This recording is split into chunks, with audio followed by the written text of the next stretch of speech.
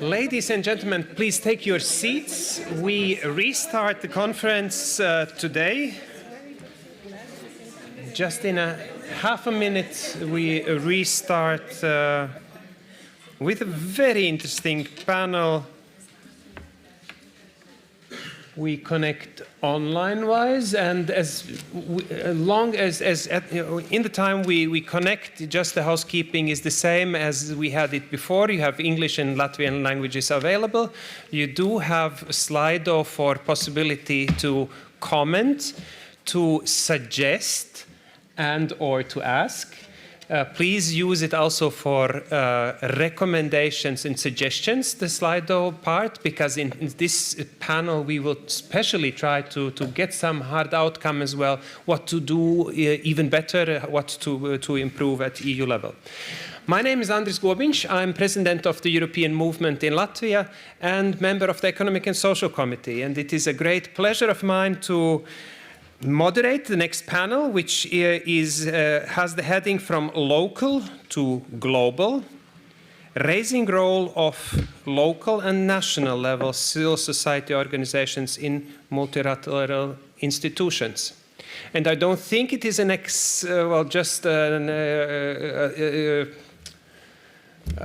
by accident that I'm moderating this panel. The European Movement, actually, as an organization which I'm chairing here in Latvia, is one of the founding places of the Council of Europe. And actually, the Council of Europe, if you look in the very deep roots, the Hague Congress in 1948, where 3 resolutions were stated on the Human Rights Court, on the Council of Europe, and there was a 3rd resolution. We see that this innovative way where civil society representatives, politicians, and people who said we don't want to have this war repeated, that with this innovative way of communicating in a Congress, in a Hague in those days, these important institutions started their work. There might be some others who claim important role in establishing the Council of Europe, but the European movements always, with founding father Winston Churchill, who was our first chair as well, this very special role in having the Council of Europe. So it's a great pleasure of mine to just give 2-3 sentences as introduction for this panel. We live in, as we heard also in the first panel, in a changing environment, shifting space, shrinking space. In Poland, Hungary, sometimes we use the term it's a shifting space, because then there are the government-loved organizations which get a lot of funding and they are listened to, and other places where perhaps all the rest of the civil society is not listened to. So we have the changing environment. We have the big challenges, international and internal challenges with artificial intelligence, with the role of platforms, social media, which also create the overall situation and difficulties for civil society to live. And we have citizens and people who organize themselves in organizations who have a lot of competence. These people, in most cases, are united in organizations. In some cases, it's international organizations. But more and more, through the new tools and communication techniques which exist, we are using different ways of interaction and organizing ourselves and trying to get our voices heard on different levels. And that's what this panel is going to be about. Local and national organizations, there's a lot of competence in these organizations. They can have good solutions and ideas for the way ahead in international organizations as well. What and how can we do better to be better heard, to have a real outreach to civil society in its entire variety in all levels where it exists, and how we can use new tools and new ways of interaction to make future better. And I'm more than happy that we have 4 excellent speakers on this regard, which will share best practice which they have. And I would be more than happy if each and every speaker already in their introductory remarks will have again a 5 to 7 minutes first round of presentations and input from each speaker, that already in this moment you link up your personal experience with some suggestions, what we might bring forward at the Council of Europe and or other international institutions. So to make civil society really heard and the voice for the common goal to work.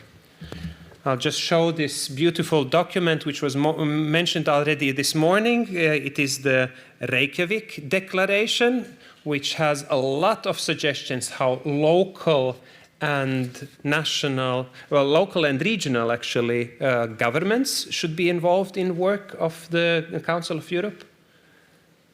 I hope that soon we will have the same and perhaps even a better or more detailed paper on civil society. And I hope that today we will discuss on things how it might be done. As we have a very democratic panel, we will not go the hierarchic way, which would be the traditional protocol-wise way of speaking, would be to give the highest representative from the institution, Mrs. Andakalnja Lukošević, the first word. But you were so kind in saying, no, content is first, and I'm happy to speak also as the last speaker. Thank you so much for being so open. And I would suggest we start with the example from Ukraine.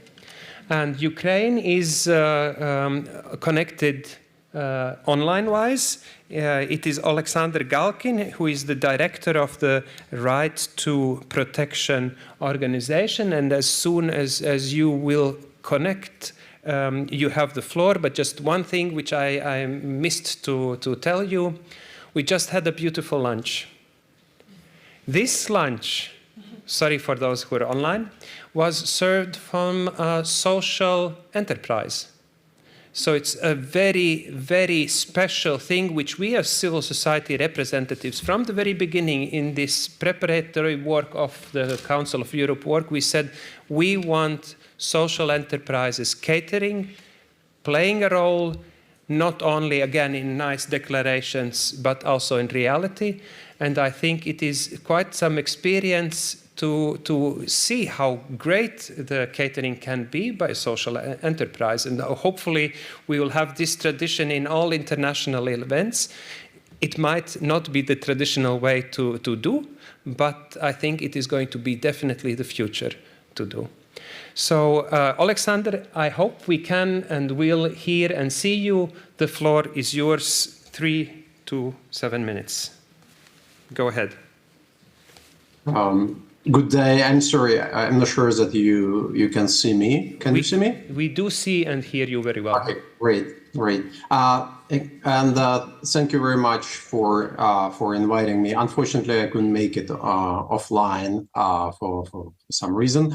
And I would be really happy to also try this lunch. If you have an opportunity, please send it to Ukraine.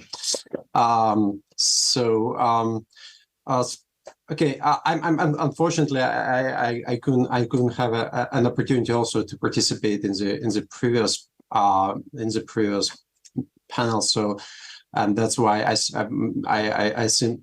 start from almost scratch with no context. But I was actually guided what I'm supposed to talk today, and I'll try to do my best to be in line with what have been already discussed.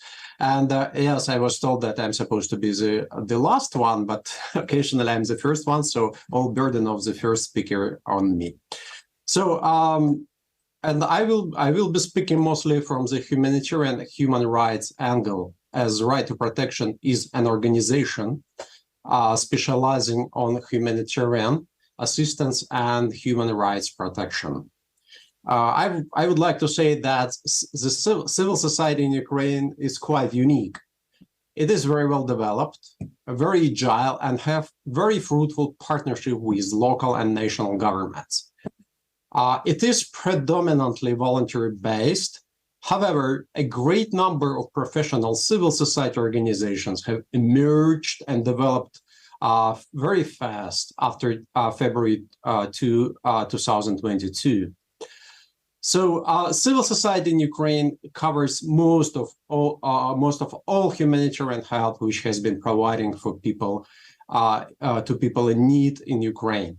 It is evacuation of people from hotspots, material assistance, legal aid, psychological help, medical support, and other assistance in Kherson, Sumy, Lviv, Odessa, Kyiv.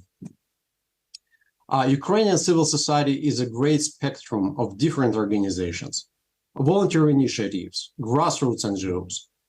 However, the voice of Ukrainian civil society organizations, particularly those dealing with the humanitarian response, is not very well united, particularly at the international level. The local NGOs are scarcely presented in the decision-making bodies spearheading and guiding the humanitarian response in Ukraine, such as the humanitarian country team, humanitarian clusters, and others. They do not have an adequate access to funding while covering the major needs of vulnerable population in Ukraine and working in most dangerous places.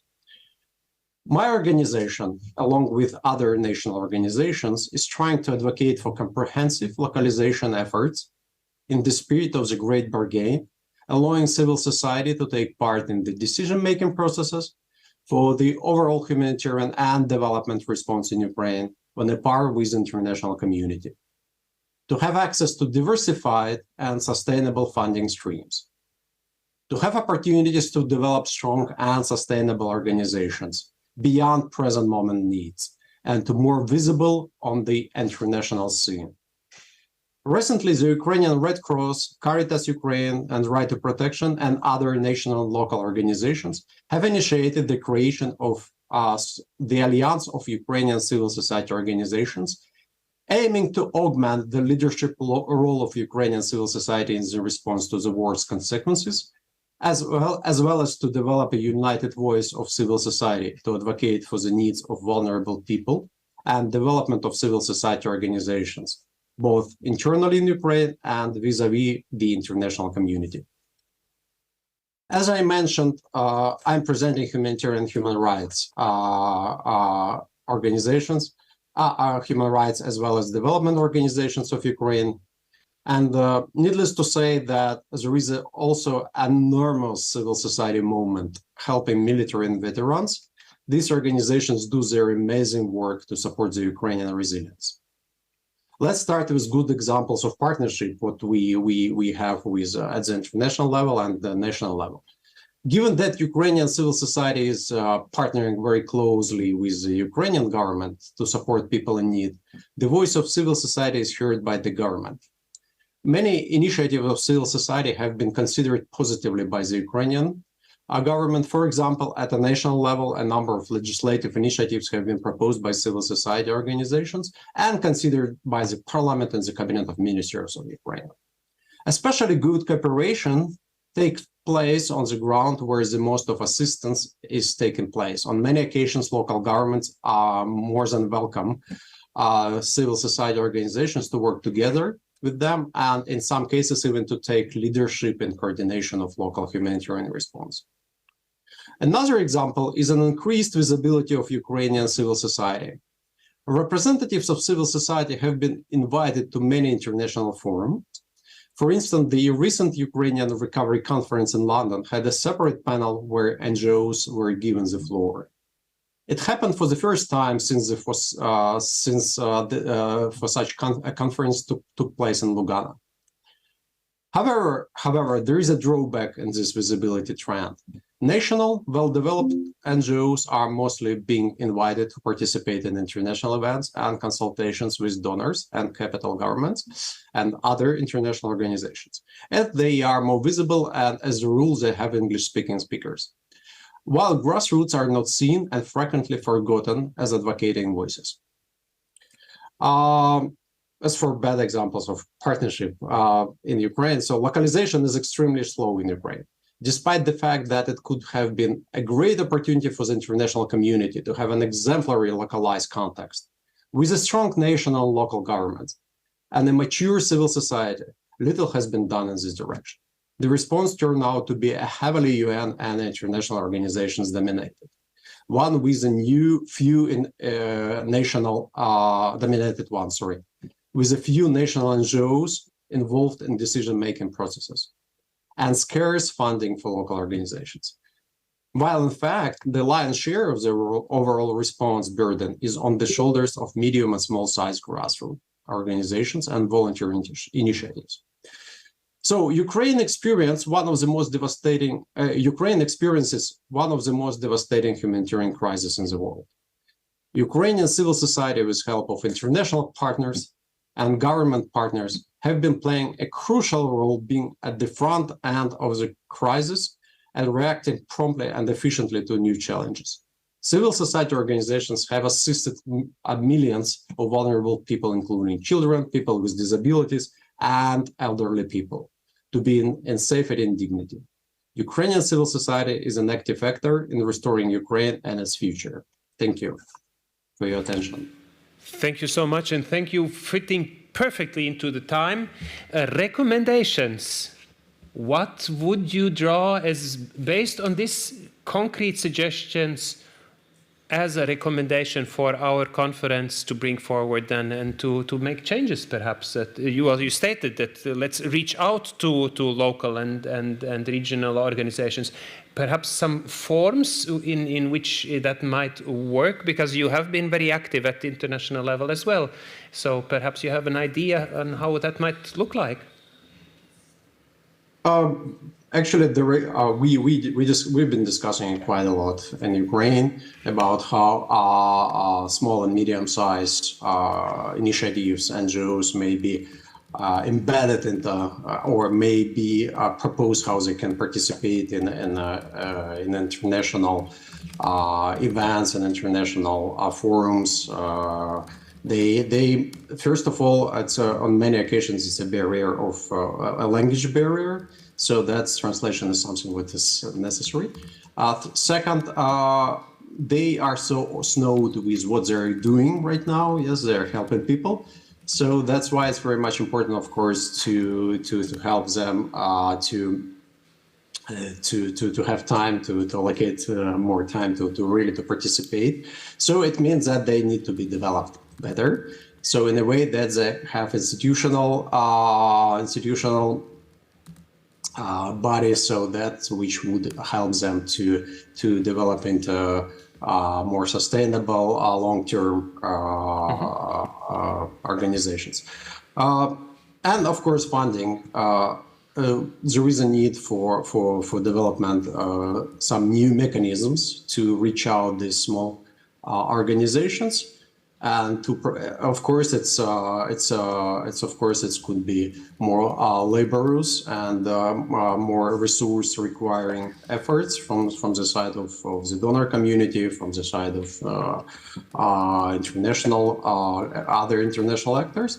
But there is a great need in really just in finding these new vehicles, funding vehicles for new ways how to support local organizations, and then of course it would help them to develop themselves and to be more visible and to be to have more opportunities to participate and to be seen as also as advocacy,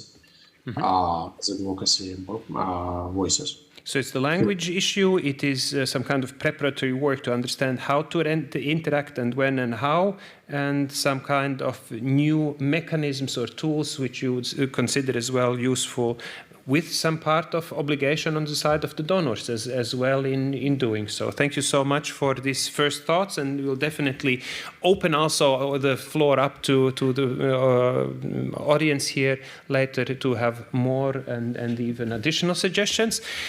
Now we go to the second speaker, which is Malgorzata Shuleka. She is the board member and head of the advocacy work at the Helsinki Foundation for Human Rights in Poland, which is with a location in Warsaw. And we were just talking during lunchtime. For Latvian civil society, it's always interesting how many stuff you have, where you get your funding, etc. 60 people in staff working with these important topics, and in a very difficult environment where government support might be bigger, how to say it politically correct, yeah? So, human rights and Helsinki Foundation's priorities don't seem to be always the same as the government's, but still you manage and do extremely important work on Ukraine, on Belarus, on human rights and defending people. What's your experience, national, local level? How can we bring that better visibly at council level and at international level? Mm-hmm. Thank you, Andris, and it's such a pleasure to be here today. And I want to thank everyone who's engaged in organizing this event. As Andris said, I work for the Helsinki Foundation for Human Rights. It might be important to mention that we have no headquarters in Finland whatsoever. We are entirely Polish organization, and we are part of the almost half-century-long Helsinki movement that has so many representatives across Europe. So today, just coming back to your question, when I was thinking of what I can share with you, I prepared 3 points. So I would like to briefly talk about some promising practices when it comes to bridging different groups and stakeholders and traveling from local to international and vice versa. My second point would be the price we pay for that. And the third point will be about tennis. So it will make sense at the end, but please bear with me. I will predominantly focus on our situation in Poland, and as many of you may know, since 2015 we have the rule of law crisis, which is the defining moment for the entire legal and civil society watchdog organizations community.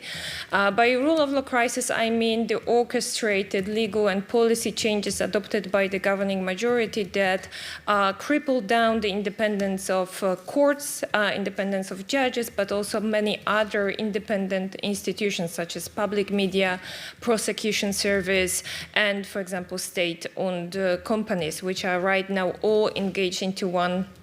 The state companies, the example is quite close to my heart right now because they are very much engaged into the election campaign we are having right now. But now, when we talk about the rule of law crisis, it was actually the first time since 1999 when so many different groups of stakeholders came together to fight this battle, I would say. And it includes independent judges, prosecutors, civil society organizations, and representatives of bar associations.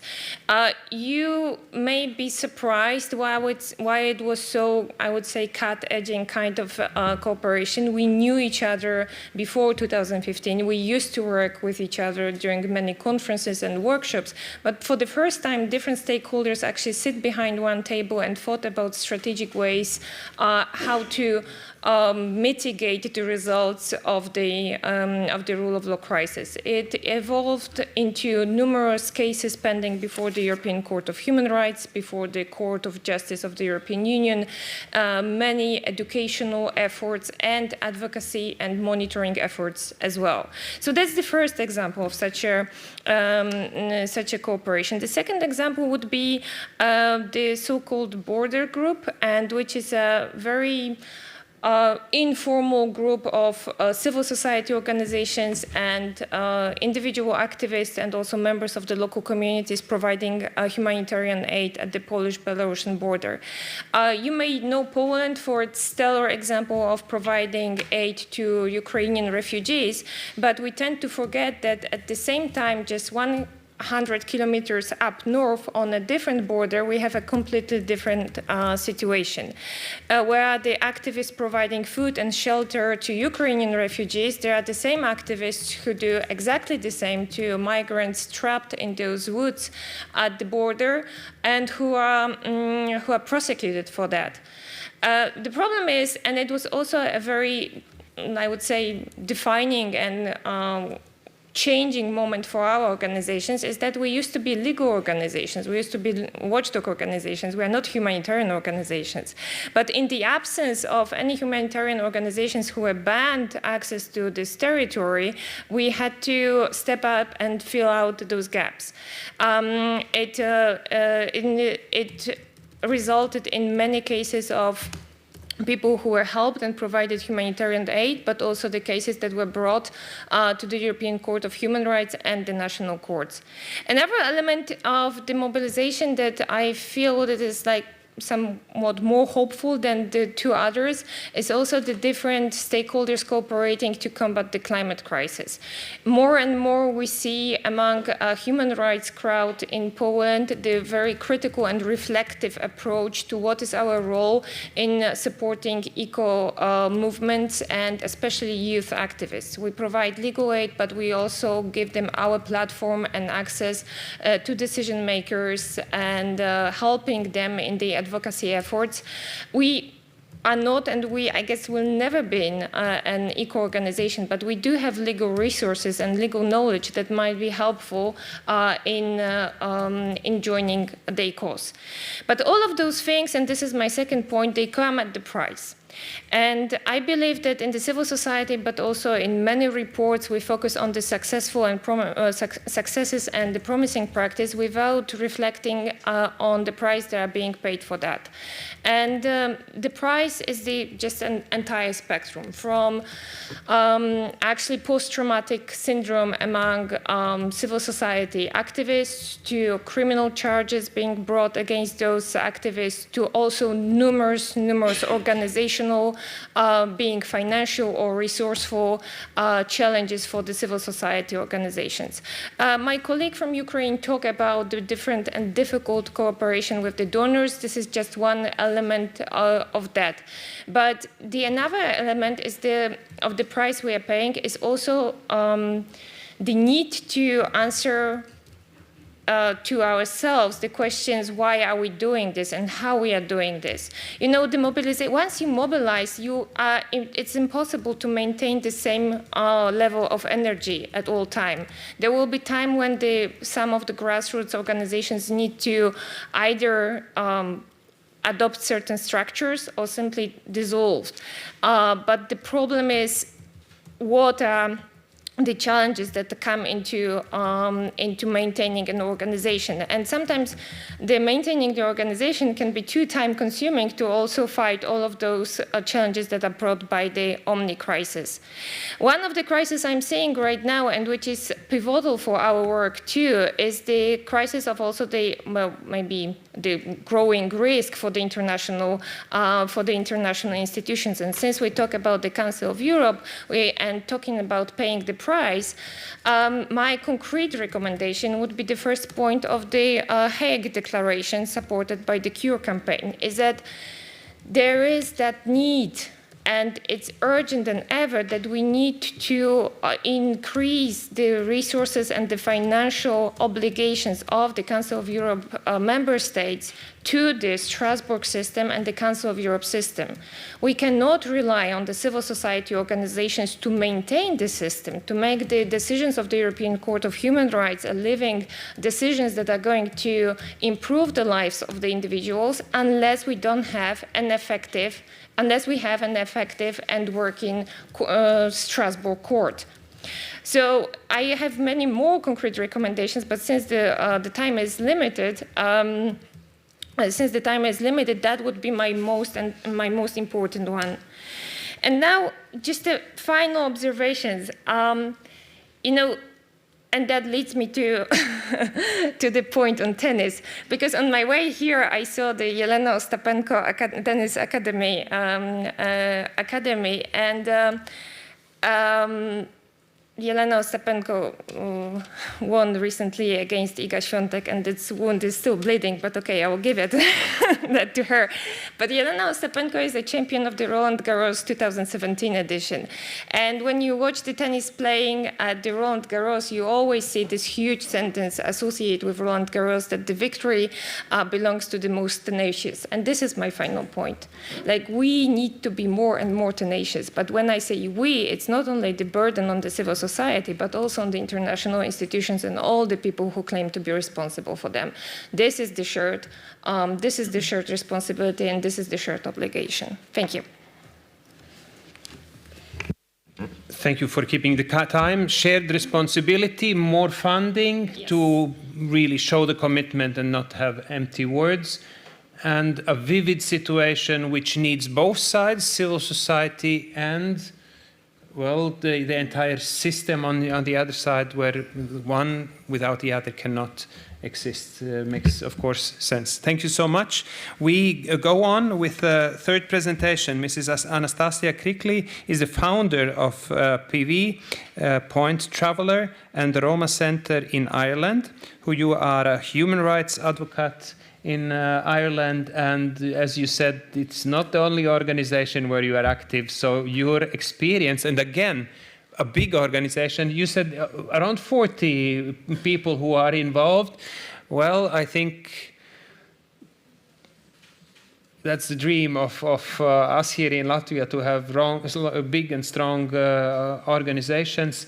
The floor is yours. With your experience, how and what we can take on from local, regional level to the international level. Thank you very much, Andres, and thank you all very much for coming back for this sort of a period in the afternoon. What I thought I might do, because having listened, agus in my own language, tá an áthas orm bheith on you, that means I'm very glad to be here with you today. I'm sorry I cannot say similarly in Latvian, but I'm very glad to be with you today. I thought what I might try and do is pull together a few things from the various things that I've been involved in, both nationally and internationally, where I had, some of you may have had, you were reminding me of it, the misfortune to put up with people like me at the UN Committee for the Elimination of Racial Discrimination over the years. So I want to do three different things. I want to make a few opening remarks, make a few comments that I think may be of value, and then make a few suggestions, and I'm very happy to be contradicted or to discuss any or all of them. In my experience, and I've been described as working with travellers and Roma and being involved with racism and human rights. But first and foremost, I'm a community worker. I've worked with communities all my life, and diverse communities. And I've just retired, for example, as Vice President of the International Association for Community Development. And I think that's important, because the first thing I'm going to say is, I think what's really important about the Council of Europe for me is that it links democracy and human rights.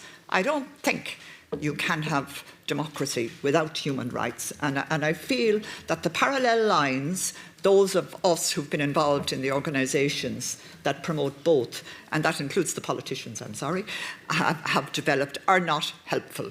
And that's not in particular. I'm conscious also in what I'm going to say that I'm speaking a little bit more on a European and international basis rather than locally. And my apologies therefore. I'm very conscious, and I've listened careful to the sensitivities of the very, very difficult situation all of you face in this part of the world at the moment, and in particular to the horrors that are being faced by the colleagues, and thank you very much, Alexander, in Ukraine at the moment. And I want to acknowledge that. Secondly, I think it's really important that voices that are not heard are listened to, but that they're not instrumentalised, and in my experience, lots of times working with travellers and with Roma, the media will come along and they want somebody who, they want a traveller or a Roma. No, they don't want that traveller or that Roma, because they might be able to talk and express things. What they want is a traveller or a Roma that they can manipulate. I think it's really important that voices of real people are heard, and it's really important that real people are supported to develop those voices. Thirdly, we do need to look afresh. When some of us, and that includes Niels and myself, I'm afraid, sat in rooms like these over the years, we were talking about one type of Europe maybe, you know, one sort of situation. That's changed. It's changed dramatically in this part of the world over the last while, but it's changed anyway. You know, it's a more diverse Europe, and a lot of the people we're talking about are not citizens. And can I urge you to stop using the term citizens so much? Now, I'm aware there are sensitivities to that in this country, but if we look across Europe and if we look globally, most of the people, and can I encourage you also not to describe particularly us women as vulnerable. We're made vulnerable. People are made vulnerable by the circumstances they find themselves in. None of us were born automatically. Some people maybe, but not very many are born automatically vulnerable. So I'm saying let's look in this discussion to the arena that we now face and to the peoples who are part of the arena that we now face. Women, children, men, and people who express their genders in a variety of different ways. And then can I just make a few remarks? In my experience as well, we started going to the Committee for the Elimination of Racial Discrimination way back in the 1990s, and we started engaging what eventually became the Framework Convention for the Protection of National Minorities around the same time. And we hadn't a clue, I would say, about what exactly. I remember going to the UN and hearing this term, states, parties, and I was thinking, what are they talking about, having parties? You know, so coming from the community as a strain and a community academic as opposed to the human rights legal strain, it took me a little while to get over those things. But what became very clear from those experiences was that particularly now as we have AI and as we have IT and all sorts of other things, local organisations are perfectly capable of participating in UN meetings, perfectly capable of making reports to the Council of Europe, and need to be supported to do so. And sometimes regional and national organisations need to step aside and let them at it, you know, because there is the expertise there. People don't always need a huge amount of training, but what they do need, and you referred to it already, is resources and the right to be resourced to do autonomous work on an ongoing basis. And in my experience, and it's one of the points we've worked very hard on in the Irish context nationally, it's really important that that resourcing comes also from governments. Now, you might say that means you're going to be tied, but governments are happy enough that there are, well, in some instances anyway, opposition parties, you know, who do get some resourcing. And I think it's really important that the mirror that institutions and organisations such as the one you all belong to can hold up to society, that mirror is resourced. Otherwise it will be broken, and broken very easily. But that mirror is also diversified. Now, a few other things I wanted to say is, first of all, from where I sit, it's not just about responding to the agenda that's set that civil society needs to do. I was reminded of it this morning when Michael was talking about the Fundamental Rights Agency working on Roma. Well, he's gone now, so I'll say it in his absence. But it wasn't by accident that the Fundamental Rights Agency picked up on the work on Roma. There were people like myself who happened to be members of the board at the time who were absolutely determined that there would be a focus on Roma. And I do believe that it's very important that civil society is facilitated and encouraged to take up those sort of roles in organisations, and that those roles are not reserved for the great and the good in each of the countries that you all come from. They do have opportunities. The opportunities are limited, but they're really important roles. And there are really important roles as well associated with all of the institutions of the Council of Europe, including members of the various treaty bodies and members of the committees and membership of ECRI and a variety of other things. And those are the things I think that member states could quite easily make available to a much broader population, which I think would have perhaps not a huge influence, but would also have an influence.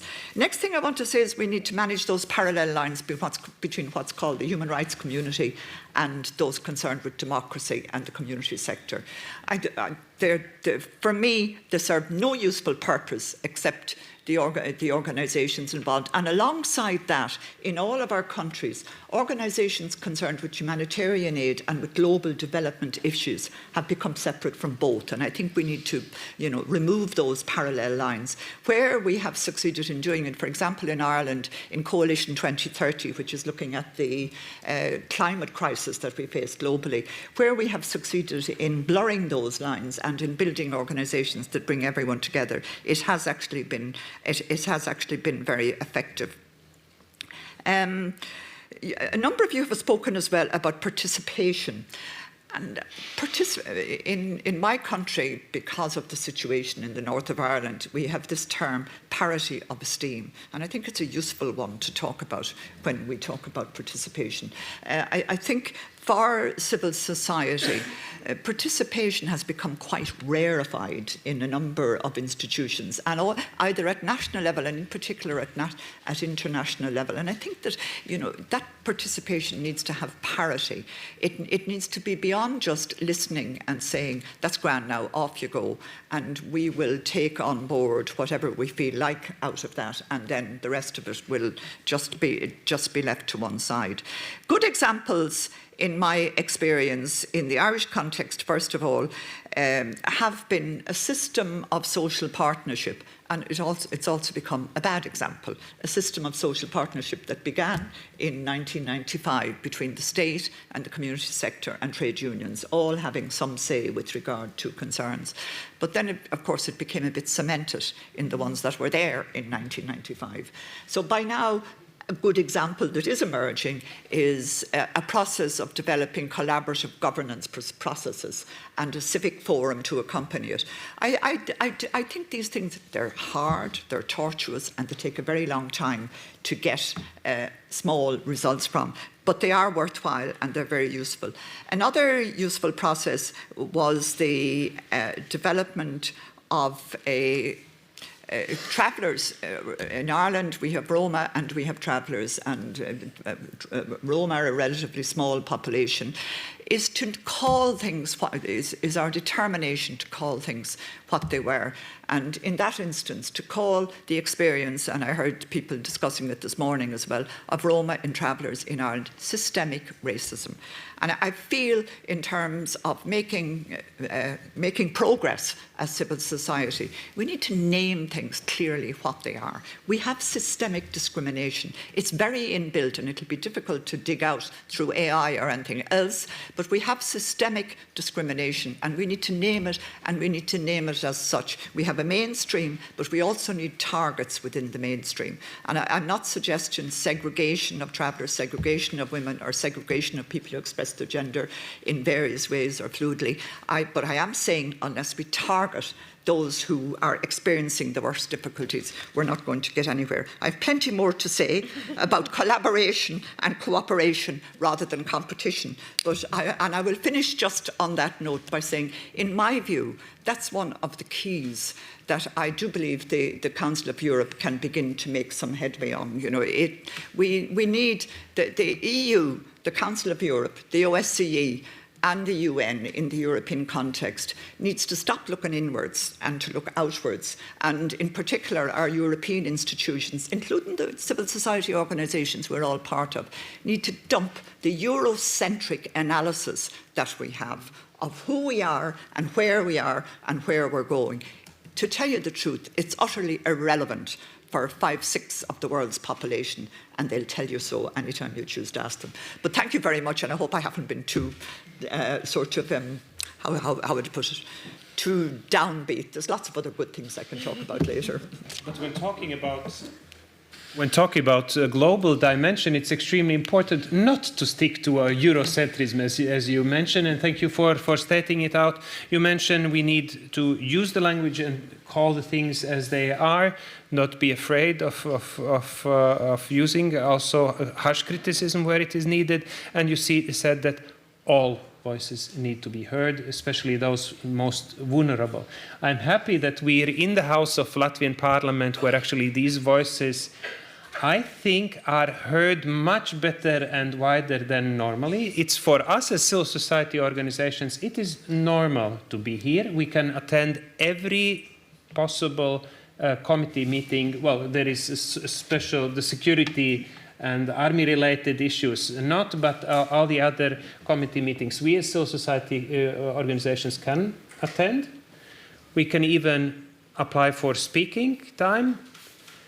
Sometimes when it is some organizations, I think, oh, what this person is talking, and it's not always very linked to the content. If it is some organization which is perhaps not that linked to parliamentary process and legislation, etc., but even those voices are heard and can be listened to here in this house.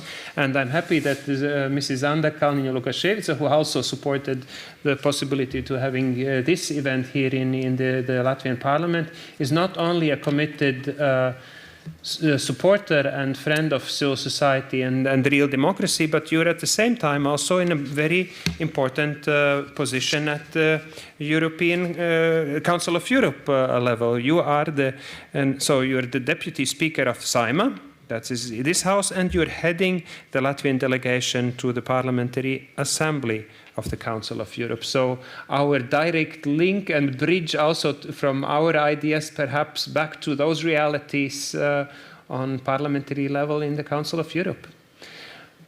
What's your experience, local, national level, how to get these voices better heard at the Council of Europe and other institutional formats, which you know very well because you were serving so long time as Minister of European Affairs, Parliamentary Secretary, it was officially called in the Ministry of Foreign Affairs, but you know those institutions. How to make things better?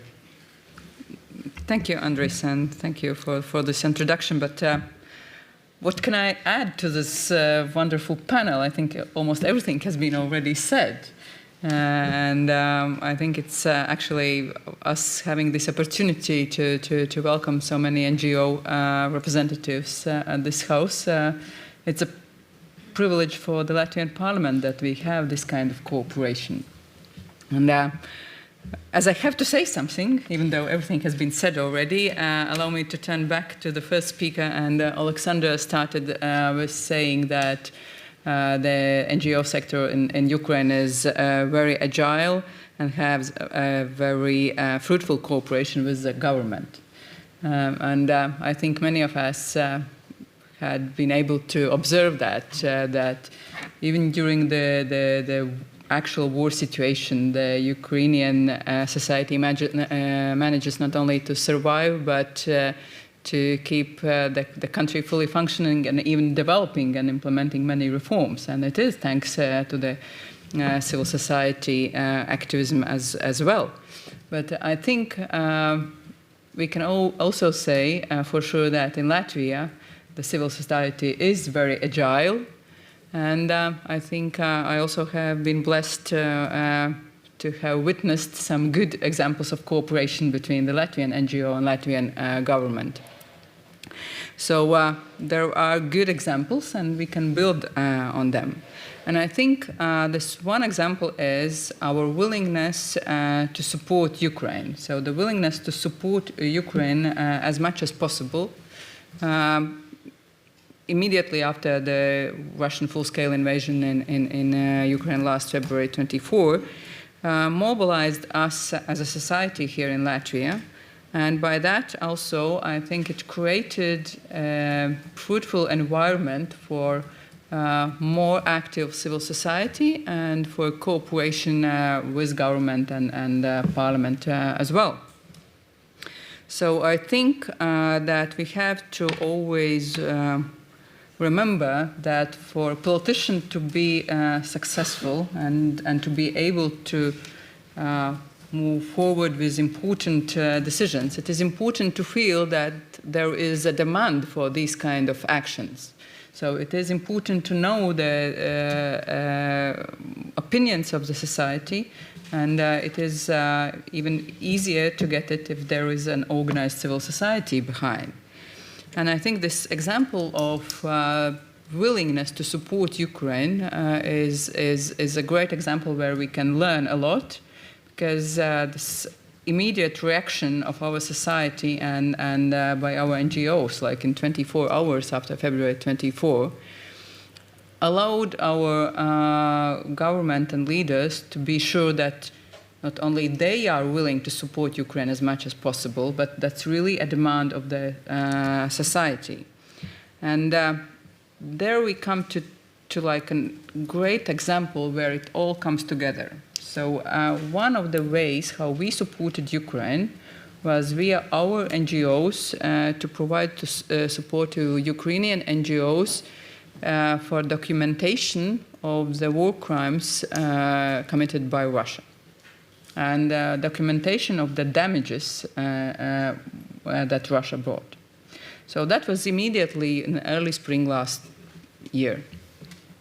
So at the same time, in the Parliamentary Assembly of the Council of Europe, already back in April 2022, there were a lot of discussions, and actually the Assembly was the first international organization that raised the issue of accountability of the Russian Federation for all the wrongful acts it committed. And then in April, the Assembly adopted the resolution and recommendation on the consequences of the Russian Federation's continued aggression against Ukraine and the role and response of the Council of Europe.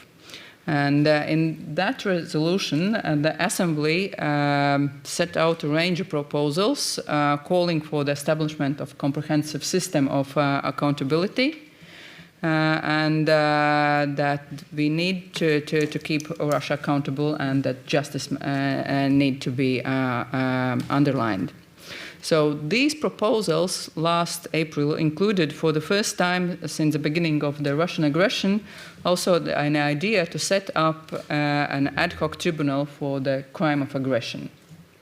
So if you look back at that time, these ideas were considered by many as controversial, too ambitious, and unrealistic. Today, they have become kind of mainstream, and we are already moving forward with implementation. So how was it possible? And I think one of the reasons why was it possible that the members of the Assembly, and including the Latvian delegation, felt that there is a demand from society to keep Russia accountable and to do the utmost, even if at that time some measures seemed unrealistic or something that hasn't been established yet. So, and when we move forward, so yesterday here in Riga during the informal conference of the Ministers of Justice of the Council of Europe, the register of damages created by Russia in Ukraine and to Ukraine, this damage register was inaugurated. So it is starting to function. There is already the secretariat led by a Ukrainian representative. Secretariat is established in Hague. So when they are ready to start already to officially register the damages. And I come back to the in a moment where our NGOs supported Ukrainian NGOs to document to do the job for documentation of all the damages. So and there will be a link, and this initial job of the NGOs and civil society will be of incredible value to bring Russia to justice, to keep Russia accountable, and also to make Russia pay. And Russia will pay one day for each and every damage made to the legal entities, to the persons, for the injuries of the persons, for the deaths of persons, and for destroyment of infrastructure. And so it wouldn't be possible without the synergy of politicians and NGOs. And I think this is something that is incredibly valuable. And to conclude, I think that also shows that, for example, in Latvia, I see that our NGOs are very active in many aspects, but if you look in the international area, it is definitely democracy, it is humanitarian assistance, it is human rights, it is development cooperation, and more and more. And yes, I couldn't agree more with you, Anastasia, when you said that there can be no democracy without human rights. And as we will have the opportunity this Friday to celebrate the International Day of Democracy, I think this is a very good way of preparation for this conference, and trying to put together our good experiences and trying to find ways how we can continue to cooperate, and by that bring good changes actually globally. Thank you so much showing the examples how we have made things already better, and how actually the statement of Konrad Adenauer, who said that the idealists are the best realists. Just a year ago it seemed non-realistic, and suddenly, well, through intense work of all sides, civil society, together with decision makers here and in Ukraine and elsewhere, we have reached the inauguration yesterday. So let's wish them very all the power and support they need for doing this very, very, very, very hard and emotionally also hard work, I think, which is so needed. Ladies and gentlemen, we have 20 minutes left, which means we can open up the floor to you. And again, I would be more than interested in hearing examples. And please add some kind of recommendations how we can make this flow from local, national level to international level even better working. And please introduce yourself, even if you're Niels Muizhnieks, who everyone knows, but please, Niels, the floor is yours. Then we go here. And we have also already started some discussion in Slido, so if you feel shy, don't hesitate also to write in your ideas in Slido. There was someone asking already for Alexander's email, so perhaps, Alexander, you can get, or the person who wrote in that you want to have the email, write in your email address so Alexander can approach you. Niels, the floor is yours. Yes, thanks. I'm Niels Muizhnieks. I represent Amnesty International. And what were you doing in the term between 2012 and 2018? I was Commissioner for Human Rights at the Council of Europe.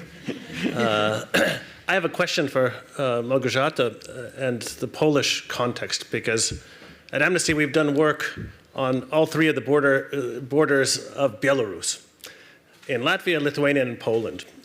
And I was struck that the Baltic states are very similar to Poland in their solidarity with Ukrainian refugees, but not at all in the situation of people coming over the border from Belarus. In Latvia, you even had local authorities, locals turning people into the police who had crossed the borders. Whereas in Poland, you had the Green Lanterns and the whole Grupa Granicy and a pretty significant solidarity movement. I'm just wondering, and we have the same thing with criminalization of solidarity. The only group showing solidarity was I Want to Help Refugees, and their two leaders are now facing criminal proceedings. Tell me, what explains the solidarity that you are part of in Poland towards the refugees coming over the border from Belarus? How did you foster it? Where does it come from? What can we learn from that experience? Because this difference to me is quite striking.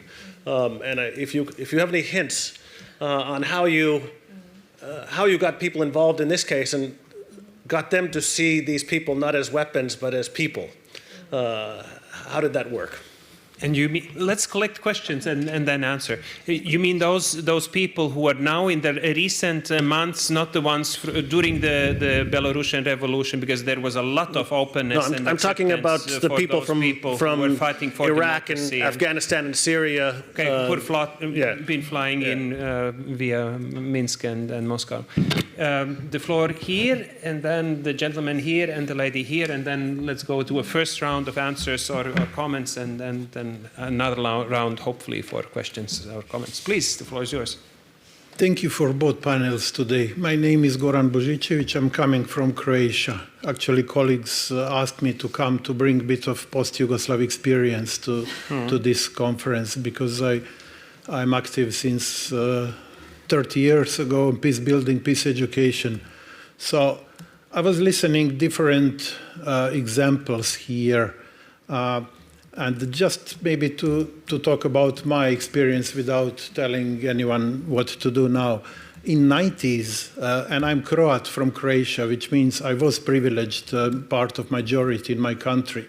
My peace and human rights task was to make sure, or at least to make effort, that Serbian minority in my country has full rights. And in that sense, because I keep listening, and from my friends in Ukraine also, and in Europe a lot, being on the same side with the government. But yeah, it is part of our dream. Yeah, if we can do together with them, we can do much more. But if we are on the same side with the government on any levels, who is monitoring our society? Who is really looking after what is going on? So I would say, yes, let's talk, let's have dialogue, let's cooperate whenever we can. But actually, I would be at least alert, if not cautious, about being on the same side with the government. Because we have task really to monitor the ones who have decision-making power and in that size. So, yeah, let me just... And I heard one sentence, and probably I misunderstood that, but somehow it didn't resonate well. So it was mentioned that 60-something% of the Latvian people are supporting Ukraine. I feel uncomfortable with that kind of statement. Maybe I misunderstood.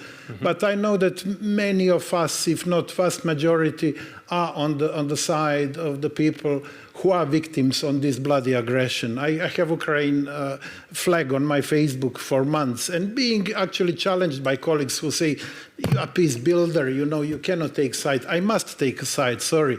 But at the same time, I don't like really to kind of make some kind of assumptions around us, what someone must do or whatever. And I also like to think about pacifists and people who are civil objectors, civil conscientious objectors, etc. These are part of our fundamental rights. And in words of the Michael O'Flaherty, if the weakest ones are not in the heart of our democracy, we have problem. Thank you very much. Thank you. You come from education sphere, but you raise the issue of need of dialogue, which I think is extremely important. I do dialogue with war veterans, victims in my region and in Ukraine also, and peace education mostly. Yeah. And how to ensure that, or actually protect dialogue not becoming dictate, but that the government, well, it's not too, well, that there is, the civil society doesn't lose its heart and own view on things, right? Well, we have problem having dialogue in our region a lot, I would say. So it's rather sporadically than... There might be some best experience around in other places. Two more comments, the gentleman here and then the lady. I am trying to connect, you know, what I heard about the experience with regard to the aggression against Ukraine in the sphere of cooperation at national level, cooperation at international level. And Sanda was saying that there are many good examples here of this type of cooperation.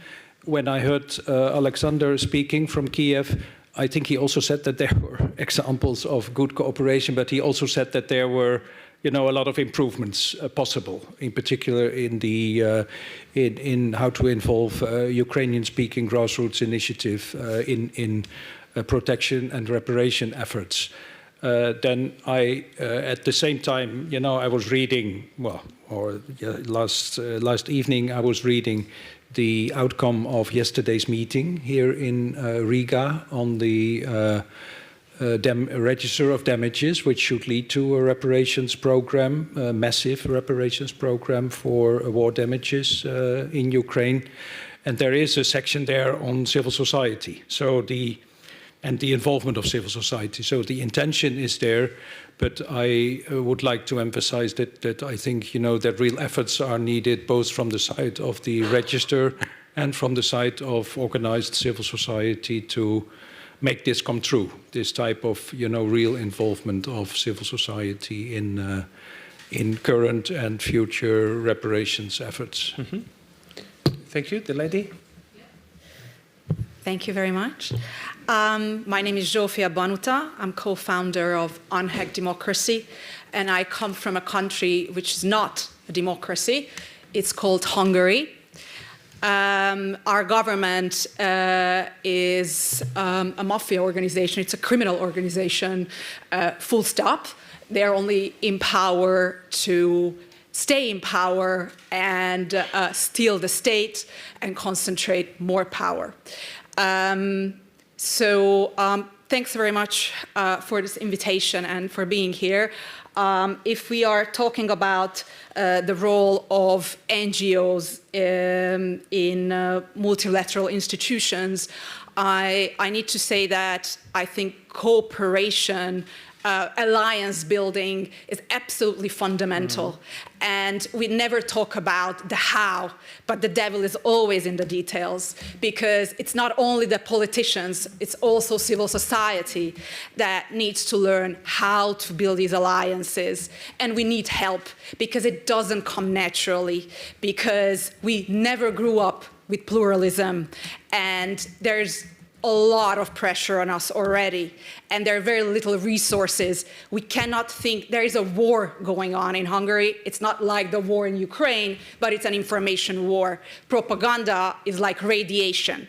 So when you're facing these kind of challenges, it's absolutely fundamental not only to have a proper funding, as Gosha said. It's impossible to be effective if you can only think in one-year terms. I cannot hire people. I cannot invest in management.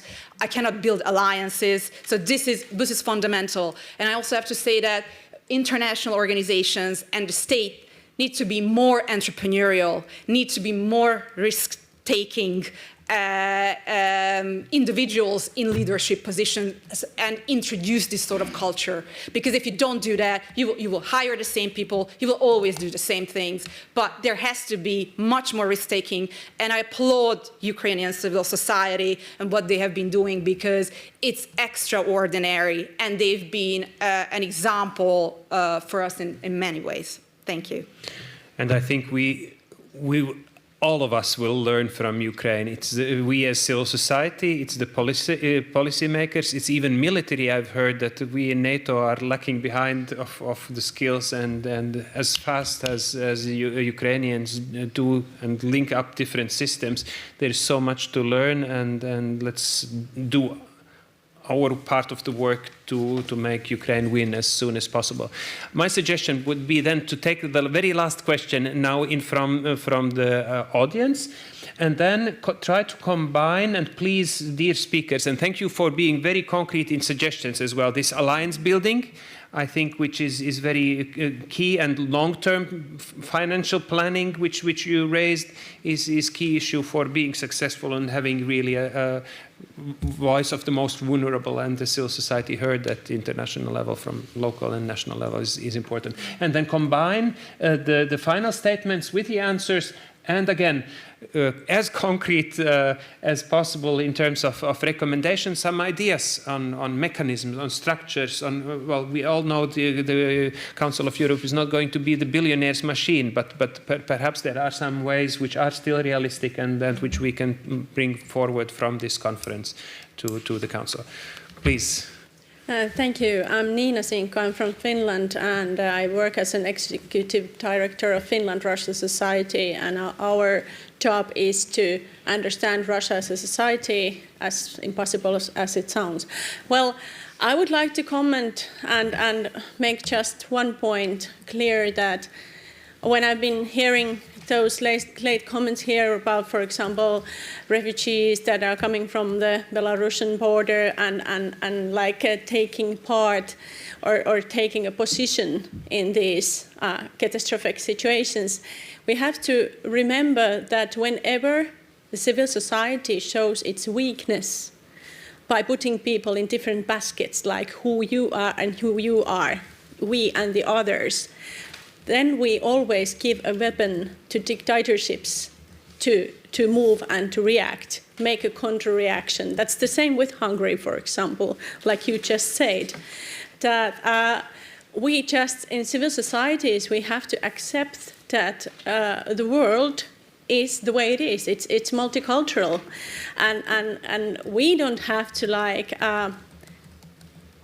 go away from that point of view. That's the one and only basis that we have. And if we are discussing so self-clear things, we are totally lost. That's so. In the way I'm working, from this very, can I say, border view from between European Union and Russia towards, I could say that every problem in the way is living from that we work and act totally different than they assume us to do.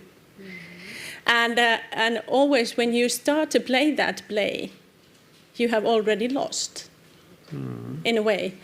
Because if we are playing this play from year to year, and we don't, for example, accept anything from the Russian civil society, I know, and I am very much in my heart with them. I know that they are threatened at the moment, but it lives from the family, it lives from the education, from the very basic things, how you treat other people.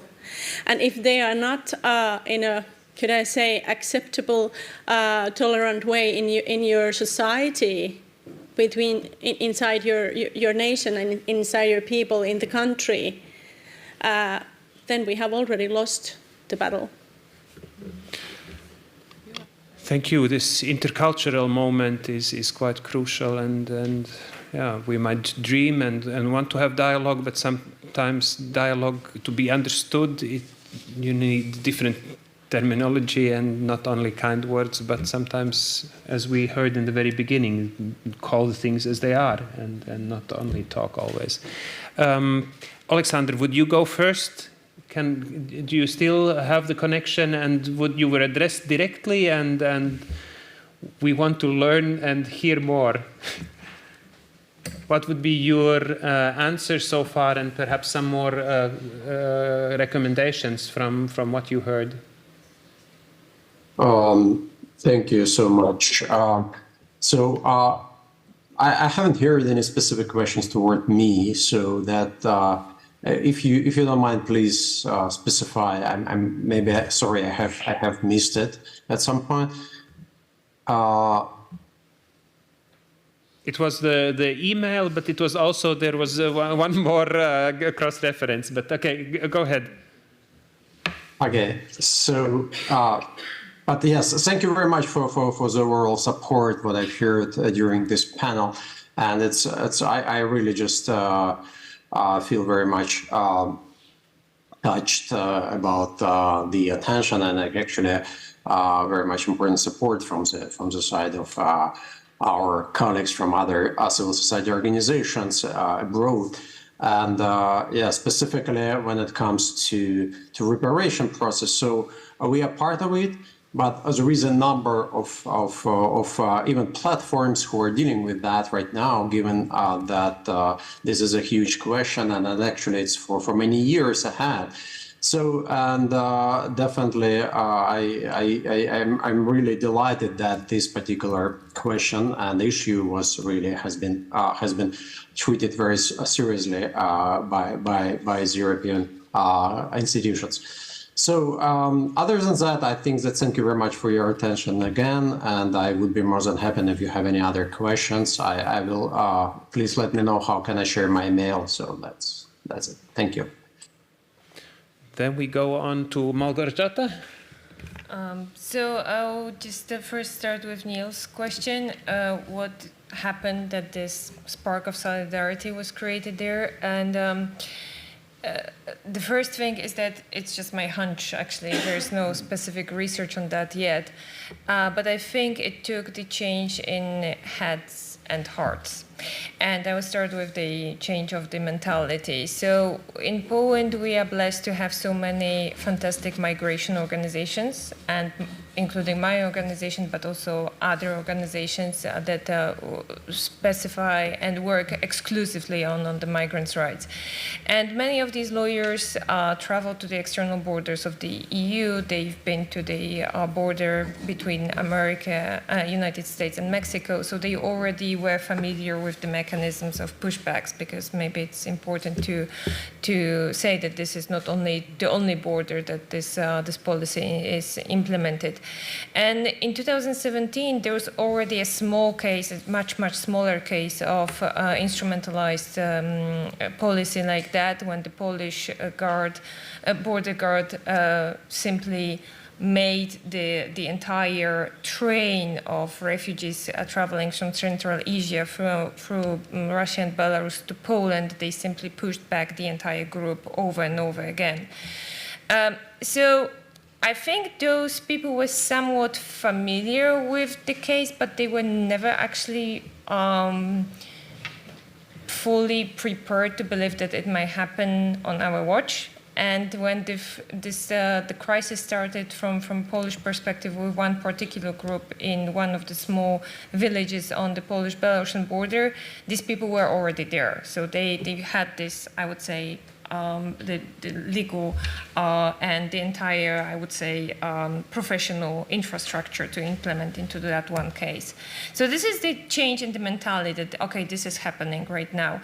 But there's also the change in the hearts and in the approach to that. And I think if I was supposed to pinpoint one situation, it would be actually like 2 months into that crisis in October 2021, when the activists who were already creating a network and they were already in touch with many people who notified them about the need of help, they also started notifying journalists about what's going on the border. And once, by I think pure coincidence, the press reporter and the photographer were present when one of the huge group, including a family with 6 or 7 very small children, like 2, 3 years old. They were arrested in the woods. They were transferred to the border guard facility, and they were not let in. So were they waiting in the courtyard? But it was also open to the public and the go-buyers. And the pictures were taken, and the pictures were taken not only this mass group, but on the single people, on a single girl sitting on a pavement and cuddling a little toy that was given by one of the activists to comfort her a little bit. About the newborn, the pictures were taken of the newborn that were held by their mothers, and that was something that really created a tsunami effect. So for the first time, I guess, the society was confronted with actual pictures and people saying that these are not the, young, healthy men in their 30s trying to get to Germany, but they are actually people who are suffering there. And there was actually this huge lack of any questions why we cannot accept those people to the detention centers or to any kind of asylum-seeking procedure. Why the Polish state decides to send those people back to the forest? Because that family, actually, after all, that was they were pushed back, and for many months to come, their history was not revealed. They didn't know what happened. So I think. And the final thing is that created like a storm of support, and in the highly and deeply polarized society, which is the Polish society it is right now, the crisis on the Polish-Belarusian border is the only thing that actually unites the anarchists and the representatives of the church. So I will always remember some of the meetings we had in Warsaw when I had my friends, vegans with dreadlocks, and the priest on the other hand. And I was like, this is if you talk about building bridges, this is happening right now. But I also want to say that it comes at such a huge price and cost to maintain this solidarity. It is organic. There's a lot of people acting out of goodness of the heart. So maybe that's why it's so hard to pinpoint what was the exact trigger, because it was all organic. but it's a lot of courage and with this hint of, this Polish reluctance to any authorities, I guess. And whenever we have a chance, we would like to protest a little bit. So maybe it also plays a role there. But in any case, when I salute to the courage, dedication, and whatever is that force that drives them. So it's the importance of visualization and understanding the humans, the people. That's the key message, which was a turning point in your example. As I said, right? I think this is just one thing that comes to mind. Maybe some other colleagues would have different approach to that, but I think that it was a little bit of a game changer. But at the same time, I wouldn't, being respectful to those people, I wouldn't just overestimate the power of those pictures, because this is not the point to win the grand press photo for this crisis. It's simply just to realize who is there, right? And many of the local members of the local communities who, as Niels mentioned, who just helped by showing a green lantern on the porches, and so it's a sign for the migrants that can seek some aid there. They also are somewhat scared, but when they meet those people, this is actually such a lesson in that, because you meet a person in need, not a migrant. That's the main difference. Anastasia. I'd just like to speak very, very briefly. I was very interested in what the colleague from Finland said, and also what you were saying, Oren, from Croatia. And it seemed to me they were a bit linked, not directly, but the term you used, Margaret, I think is very important, courage. It seems to me that acting locally, the way we act locally, will be a reflection of how we carry that forward into any other sphere. And from that point of view, there's no way that we can be on the same side. There's no reason why we shouldn't hold up a mirror to governments. It's not about being on the same side. You're absolutely right about that. But it seems to me as well that then can be reflected regionally. And I was very interested in your comment about the need for support and solidarity. And it strikes me that within the states of the Council of Europe at the minute, for example, civil society organisations through all of the states need to support each other maybe a bit more, and in particular to focus more on supporting those of you. I'm not talking about resources directly now. And to acknowledge also in the Council of Europe, to acknowledge the need for multi-annual funding for autonomous work by civil society organisations. And lastly, can I just say, I think in terms of recommendations, the Council of Europe, for example, using what we've got. I mean, in Ireland, we've very successfully used the Charter for political parties at times of election, up until relatively recently, managed to keep them totally free of any form of discrimination or racism. I wouldn't say we'll manage that entirely into the future, given the way the far right is now inserting itself in all sorts of places. And secondly, the right for people who aren't full citizens to vote in elections, which is also a Council of Europe instrument, and the importance of those at this point in time for people who are marginalised and on the margins, I think can't be overestimated. I'd encourage you to think about those. So we can bring ideas from local and national level to international level, but also use the international decisions back home, as you say, reminding the politicians to their commitments. Maybe as well finding other ways to bring civil society into the international institutions, to risk other ways of bringing all of you and others who aren't in this room into international organisations. I think that's something the Council of Europe could do and could make some headway. Zanda, you're the practitioner in this case and also a decision maker in the Council. Your comments. I see also one very practical question on the Slido. Shall we address it? It says, asking if is there active NGO sector in Latvia region located near to the border with Russia and Belarus, and are they anyhow connected with the parliament? So just quickly address the question. So actually we have in the parliament a subcommittee on Latgale. So it's the eastern region of Latvia called Latgale. The subcommittee mainly focuses on the socio-economic development of the region and also preservation and development of the Latgalian language. And by that they involve local NGOs. And so they are in permanent and close contact.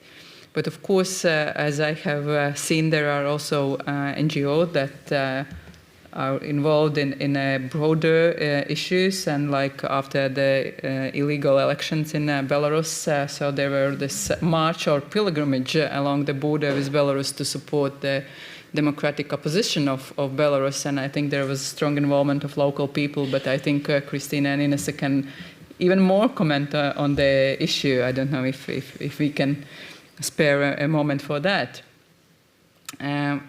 So definitely, so the answer is yes.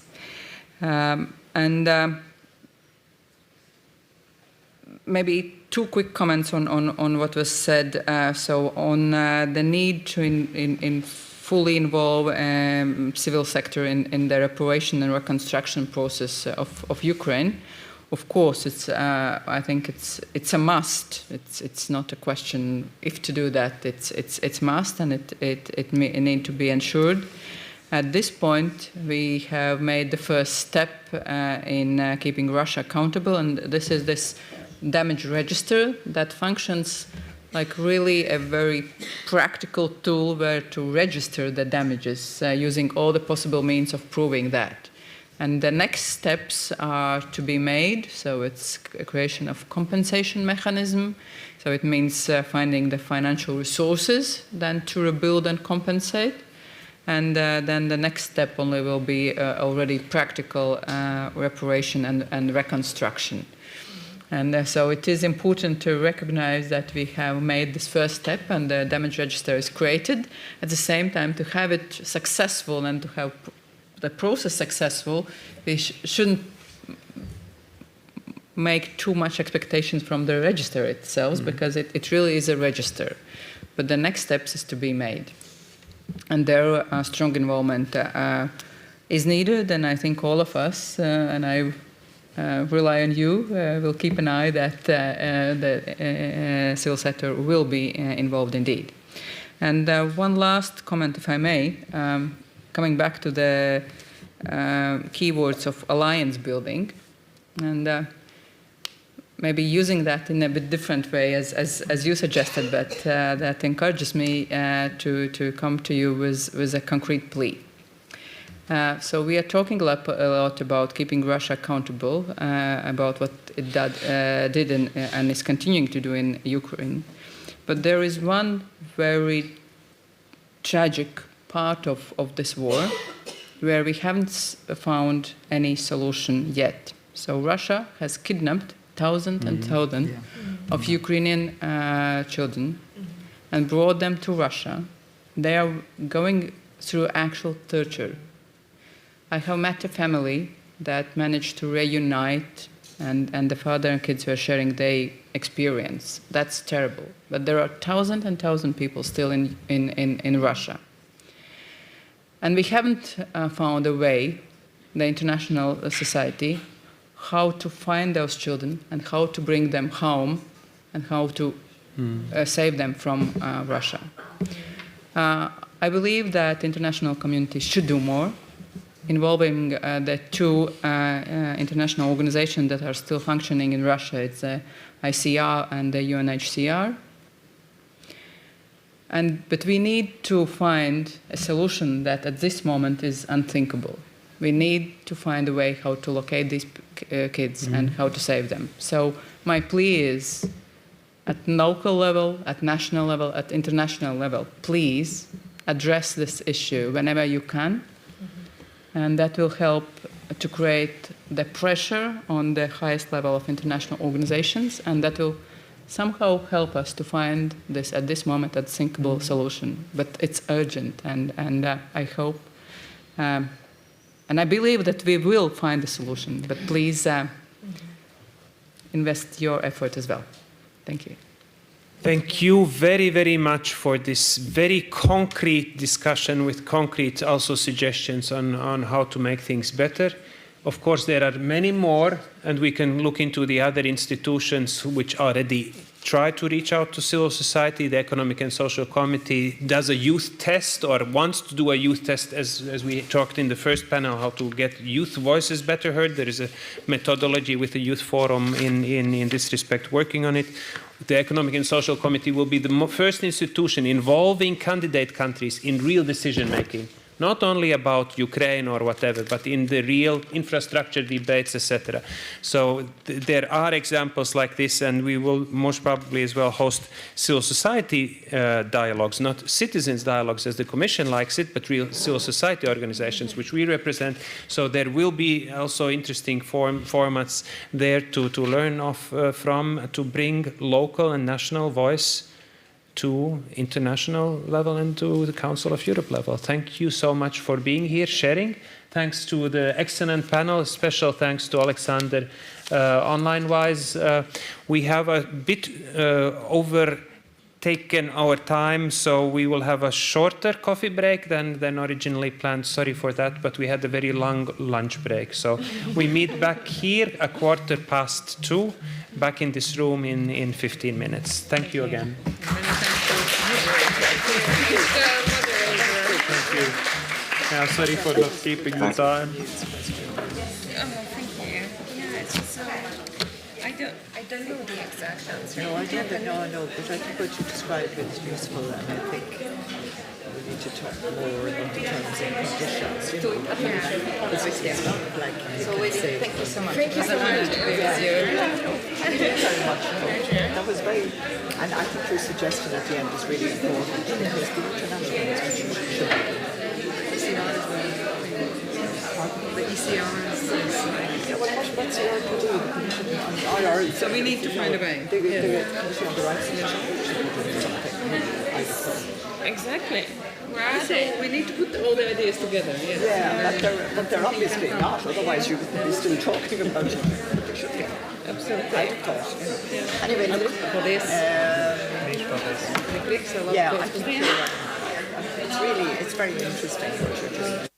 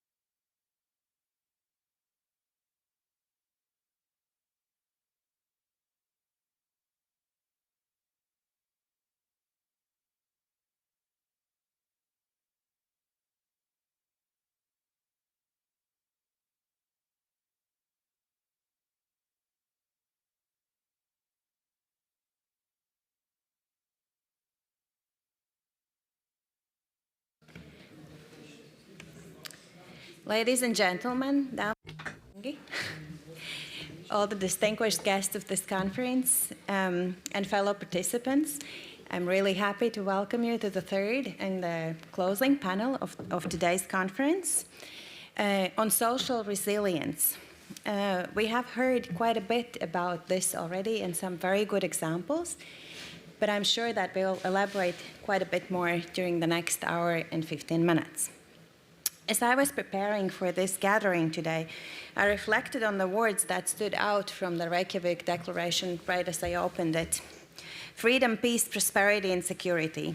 And these are the words, while steadfast in their importance, have faced remarkable challenges over the last years that I think most of us didn't expect.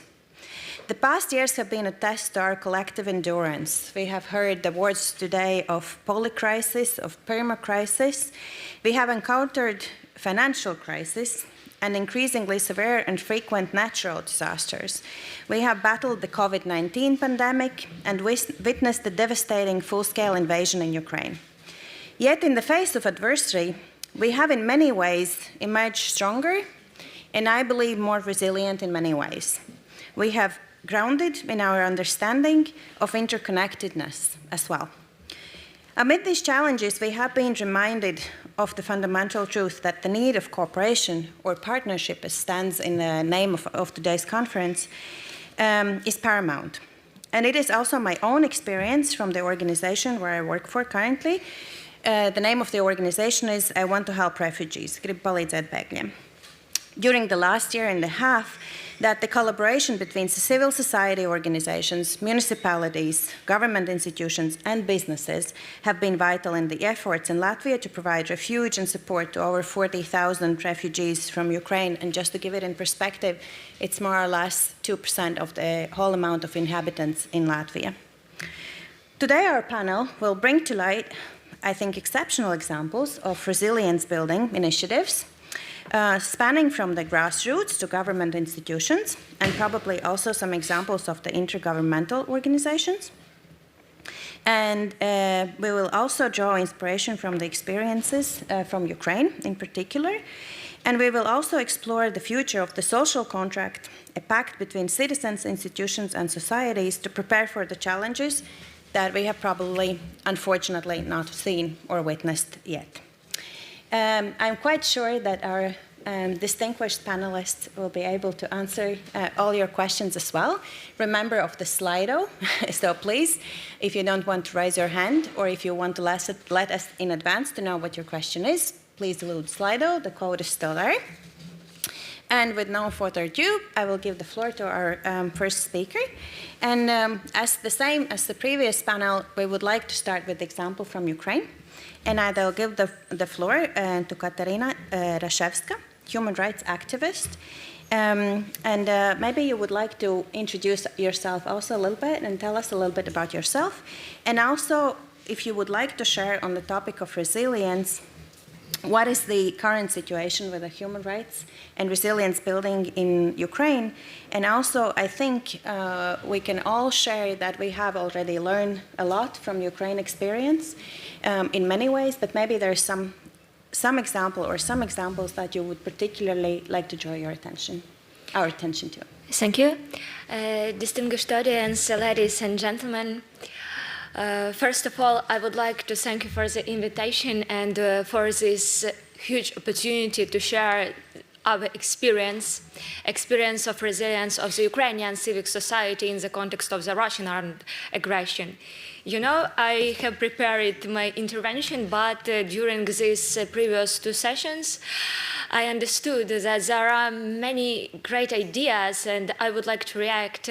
I would like to tell more about our expertise, our experience, and my proper work, because it's not only about some legal activity, it's about maybe even vocation. My name is Katarina Rashevska, you know it. I am a legal expert at the Regional Center for Human Rights. Our organization was established in 2013 in Sebastopol, and since the beginning of the occupation of the Crimean Peninsula, of course, we were forced to move to Kiev because of the fear of persecution and because of our main focus. It was help to victims of the Russian aggression, of many violations of their rights, and also of violations of the international humanitarian law. That time we prepared hundreds of communications and complaints to the European Court of Human Rights and also to the United Nations Human Rights Committee. We cooperated very strictly with our governmental institutions, namely with the Office of the Prosecutor General and also of the Prosecutor's Office at the Autonomous Republic of Crimea. We submitted together more than 10 communications to the ICC, and we started to document war crimes. We have this experience, and we trained our prosecutors, judges, also policemen on this international humanitarian law, non-discrimination law, international human rights law. You know, after the beginning of the full-scale invasion, we understood that it was a great work because for many people from our competent bodies, the Berkeley Protocol was not something new. And we started to document war crimes and crimes against humanity on February 24, when under shelling, we created the Ukrainian 5 a.m. coalition and also initiated many other movements in order to encourage people to be volunteers and to help us to document all crimes and to help all victims. It was very ambitious, you know, and then we understood that maybe regional now is not about our reality, it's only about our history. Now my organization is dealing with many issues, started from the illegal deportation and forcible transfer of Ukrainian children and till to protection of cultural heritage and Ukrainian national identity. As of today, the Office of the Prosecutor General, our Office of the Prosecutor General, recorded more than 107,000 war crimes. In his recent interview, Mr. Timothy Snyder told that it was not anything else, it's only genocide, genocide against the Ukrainian nation. But when we started this narrative about genocide against the Ukrainian nation in March 2022, many people, even inside our civic society community, were against. They told that you need to read the Genocide Convention, you need to consult other experts because you don't understand the sense of this construction, of this concept. However, now we know that this genocide narrative is not only about something very academical, it's about concrete legal issues, for example, in the International Court of Justice in the United Nations system. I am a little bit, sad because, unfortunately, as of today, this application concerned only the misuse of the term of the genocide. But I'm sure that one day we will recognize at the judicial level, at the international level, that the Russian Federation committed here in my country the genocide. But it's not only a discussion about how to call properly crimes committed by Russians in Ukraine, because this is not some sporadic actions. This, of course, these are patterns of behavior, and unfortunately, this is a concrete result of the policy of appeasement during 8 years of the occupation of the Crimean Peninsula. The international community, unfortunately, was not willing to understand that this is not the last step, and the Russian Federation start the full-scale invasion. I am dealing, as I have already mentioned, with the issue of illegal deportations of Ukrainian children. And during previous discussion, we were talking about how to repatriate these children, how to be concrete in our efforts.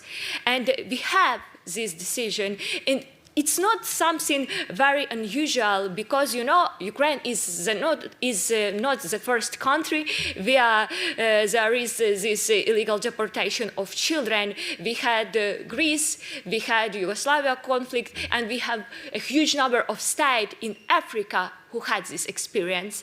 We need to vote the resolution of the General Assembly, and we can do it. I was in New York, and many countries who are not so friendly to Ukraine when we are talking about, for example, special tribunal for Russian aggression or some other politicized questions, they were willing to vote such a resolution in order to, first of all, start the process of identification and then start to negotiate legal binding mechanism, one unique mechanism, because now it's not only children who are victims of crimes of the Russian Federation, but these are also their legal representatives who suffered because of the fact that they need to go to Russia, they need to bring their children back to Ukraine, but during all this process, there are a huge number of violations, started from forcible nakening, so these people are victims of sexual and gender-based violence, and also some force to pass through lie detector test or even through DNA test. So it's not about human, and it's not about human dignity. I would like to finish my intervention with another very important thing, that the right to justice, it's not only about accountability process for our victims, it's also about guarantees of non-repetition, adequate guarantees that Russia will not repeat this scenario in 2025 or in 2030 and so on. We also need reparations, and these processes of reparations to Ukraine need to be joined by concrete steps in order to ensure fair compensation for every victim here in Ukraine. And also we need, of course, to respect the rights of victims to the truth, because without it, victims remain victims forever. And I know that our Ukrainian civic society will fight till we will guarantee all these rights mentioned by me to every victim in Ukraine and abroad.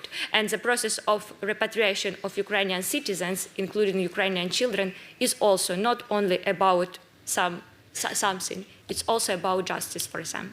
Thank you. Thank you, Katerina, for sharing with us and for many foods for thought. And I think that the right to justice is really that stood out for me from what you said. If I may just say from what we have said countless times, but I would like to repeat it, that obviously not only the Latvian society, but also the rest of us here can confirm that we'll stand with you whatever it takes until whatever it takes. If I just may ask you on what you just were saying, where do you see the best ways in your cause and what you were just explained to us, what would be the best ways for us to support you in practical terms? Not only saying that we'll do it, but what actually would be done? Going back to the question also of resilience a little bit. So first of all, we need your support in our efforts of documenting war crimes. We have already mentioned it during previous panels, but it's really important. Our national system is overloaded. We have two main coalitions who document these war crimes and crimes against humanity, but this is not enough. We also need to be more active and proactive in media sphere and also in academic sphere, because during years the Russian Federation has impact and Russian propaganda still be very efficient in some countries. I participated in one conference in Africa, and they asked me why I call humanitarian actions genocide. Why, for example, for me this is illegal deportation of children and not their evacuation and so on. And this is not some that they don't understand international law. They are under Russian propaganda. They are brainwashed, indoctrinated in these continents, and we need to deal with it. And also, of course, we need your support when we are talking about concrete decisions. So, for example, I mentioned resolution. So it will be good to to create some open letters, to join our efforts at different levels with different non-governmental organizations, because now we are not so visible. We are only one organization or one coalition inside Ukraine, but with you, we are like, so this is about the force of alliance. It was already mentioned. And I guess that it may help us in every sphere, started from compensation and reparations and since to accountability. You know, unfortunately, I don't tell about our experience in obtaining arrest warrants for Putin and Maria Lvova-Belova, because the Regional Center for Human Rights was the first organization who submitted communication related to their actions to the ICC.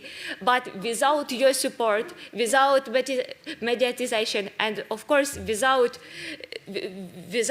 other organizations through the world, it would be impossible to have such results. We were trying to do the same during 8 years of the occupation of the Crimean Peninsula, but unfortunately we have concrete results only now after the large-scale invasion. Thank you for this very concrete things that you mentioned. I would like to go now to the country that I and Mr. Bambals know the best, that is Latvia. There we are currently as well, and I would like to ask you to share the experience from the national government in Latvia. You are the head of the Strategic Communication Coordination Department of the State Chancellery in Latvia, and you're also one of the authors of the first national strategic communication and information space security concept, and I think that goes in line exactly with what we just discussed. So if you would share your thoughts on how the government can help to build resilience. Sure, many thanks, and thanks for having me today at this conference. I think resilience is an ability to retain the core functionality of an organism in face of danger or adversity, to overcome it and come out better at the end with some lessons learned, better than before the crisis. But resilience is similar to courage. It's very hard to measure or understand it unless you actually face existential danger. How resilient are we? How resilient we have to become?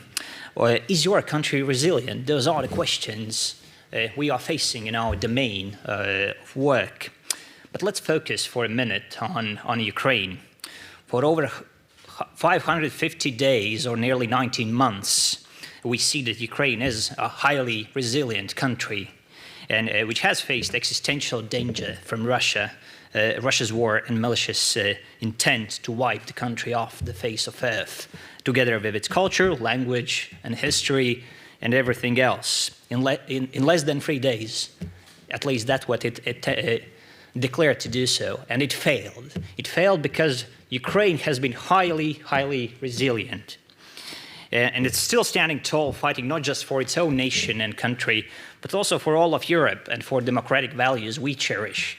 And for, I dare to say, for the all rules-based international order as we know it. And we are together with Ukraine, and we will be supporting Ukraine with everything possible and as long as necessary.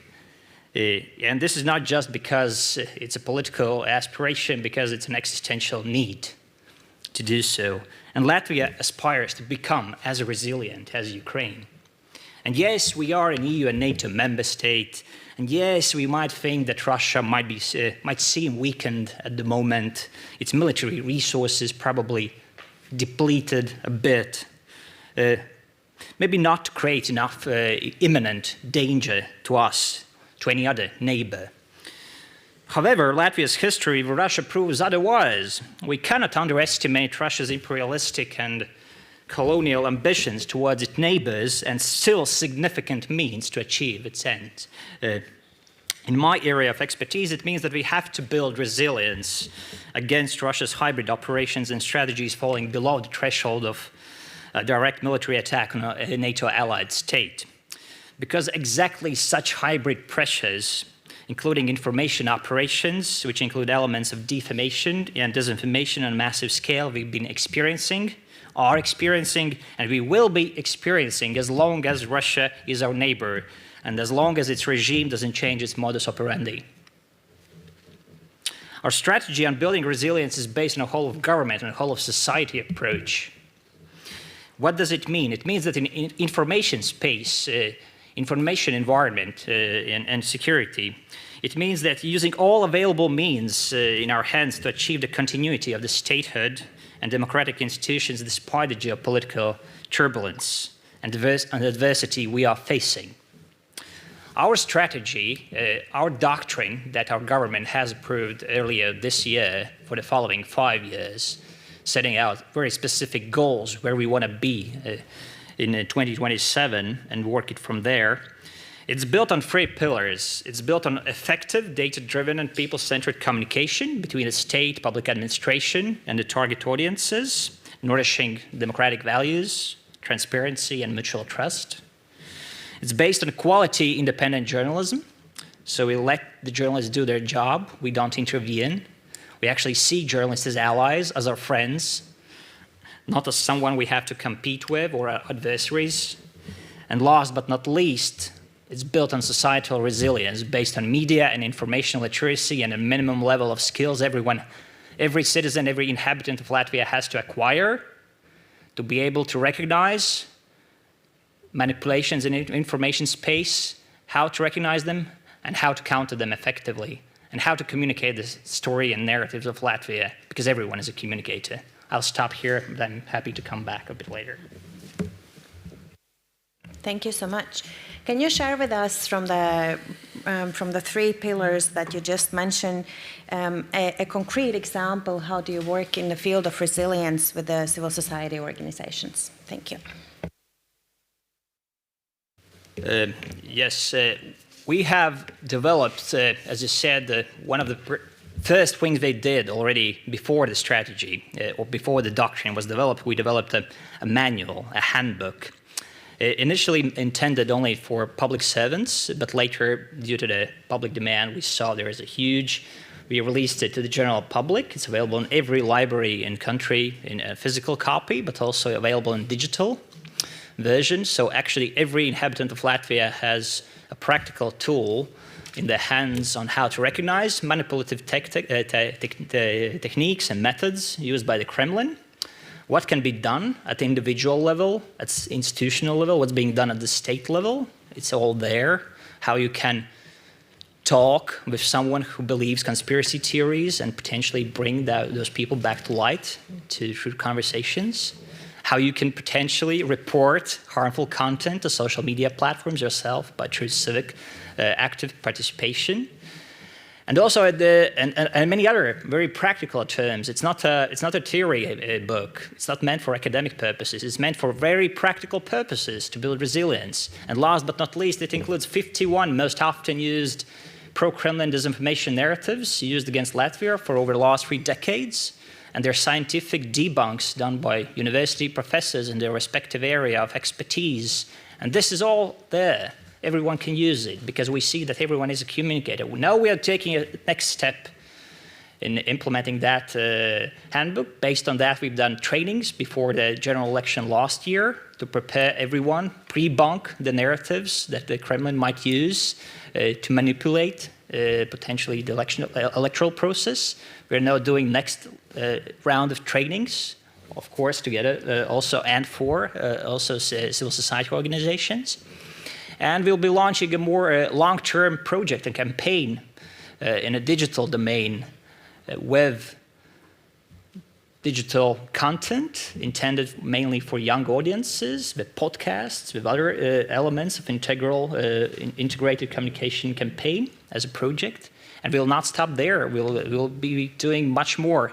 Our intention is actually to create a network of people that can come, individuals, also organizations, with whom and with which we can work in relative peace times and which can be mobilized in a case of a crisis, if need be.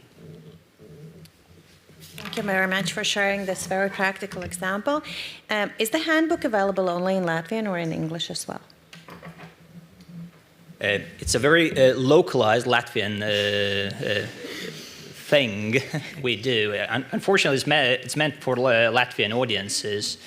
But I don't think we invented the wheel ourselves. It's based, at least 1/3 of it, and inspiration for it comes from the UK Resist framework and also the Swedish manual on a similar, created with a similar intention. So I think we are one of at least 3 countries in Europe that already has something very similar. We were not the first ones, but we were the first ones probably to adapt it and make something very practical out of it. I'd like to think so, and yeah.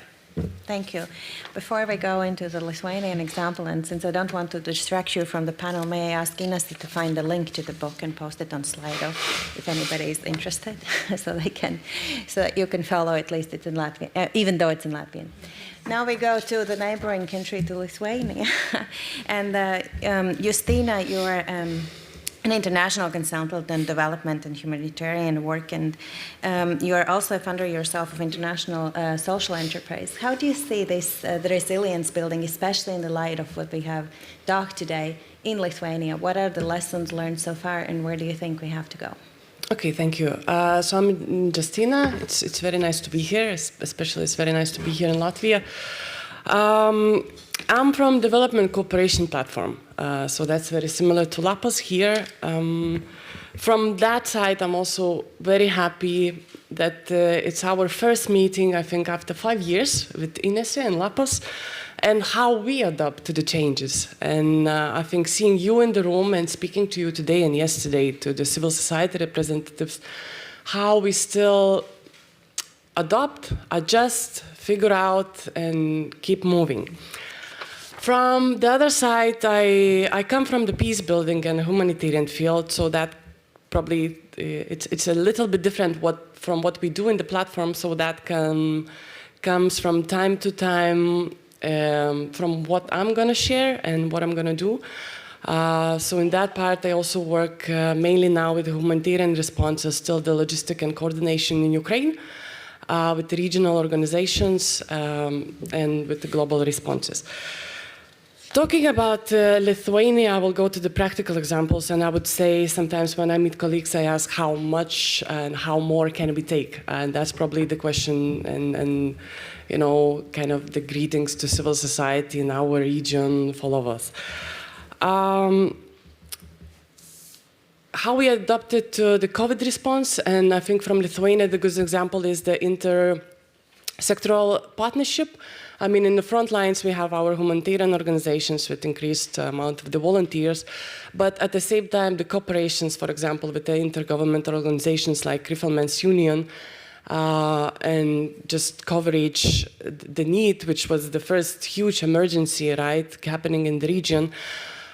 The good thing, what happened then for the civil society and what was maybe more like an enabling environment was finally we got enough trust from the decision makers to take over some of the public services. Of course, it's a little sarcastic for us to say that we needed such emergencies to kind of prove or be really trusted in the way to lead those public services, while we were lobbying and saying, you know, that's also what we can do way before. It was the migration crisis mentioned a couple of times, and what I would like to say just to the session, the previous session, and comments on how civil society should see everyone as equally. I could not notice this clash in Lithuanian society, like we are not supporting the migrants coming from the Belarusian border. I think it was a lot of misinformation, right? What was just said, civil society resilience should go in line with the media resilience. And it came to the point that all the civil society were kind of in shock, because it took us a very drastic moments to realize what was happening when we had really emergency health issues, very drastic issues on the border, when we realized it's happening today, you know, in our border. But civil society never supported the amendments to the law, amendments which made basically no right even to ask for asylum, being pushed back anytime for any reason, and not even have that dignity. And of course Ukraine, but I will leave it to the second point a bit because it's a larger topic. So we had this pressure. We had this constant also need to adopt, need to adjust, need to find the human resources, right? Probably very similar situation in all the Baltic countries, offices of up to, I don't know, 10 people, like normal NGO, right? But the same humanitarian organizations, I mean, they are underfunded, they are stressed, they are under a lot of pressure. And we still made it.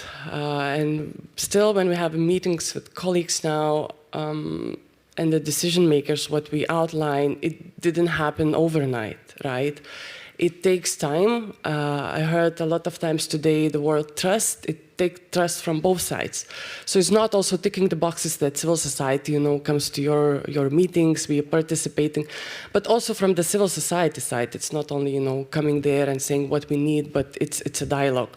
So in Lithuania, I'm happy to say, as one of the best examples, probably what we have is some kind of mechanism as a national NGO council, which is basically intergovernmental body, which makes a lot of, takes and leads a lot of high-level decision makers process, and works as a channel and dialogue between the civil society and the government. Also the regional NGO councils. I cannot see also, the mobilization we had facing, the COVID or response to Ukrainian crisis, and what we did in the municipality levels was only we invested in the small, regional, and local councils and local NGOs. And also, as coming from the platform, which main mandate would be policy and advocacy work, which really supported us, was only the recent funding for policy and advocacy NGOs and basically umbrella organizations, which never existed before. And we also, as a platform, had to do, different direct things which we shouldn't do.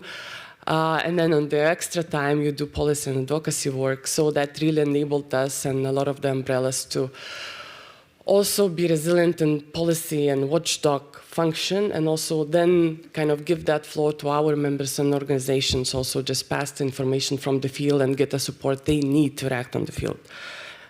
Should I go? Okay. So the second part is in Ukraine. I'm not going to go through all the story, as I had the chance to talk with you. I mean, from Baltics and Balkans here, we faced very similar challenges, right? Accepting such a large crisis, so many people. One, of course, it's probably amazing for all of us to see how our citizens reacted, not even the civil society, but citizens stepping in and hosting Ukrainians. For us also was the supporting Belarusians before we host a large amount of Belarusian civil society. I mean, how we came as a people, not how we came as the NGOs or civic representative, but really as a people, from talking the bottom ground. I think that's something what we have to continue nourishing with the people, that inclusion and the trust they had in us, right? Or they had in what they do, and they seen the point in doing this.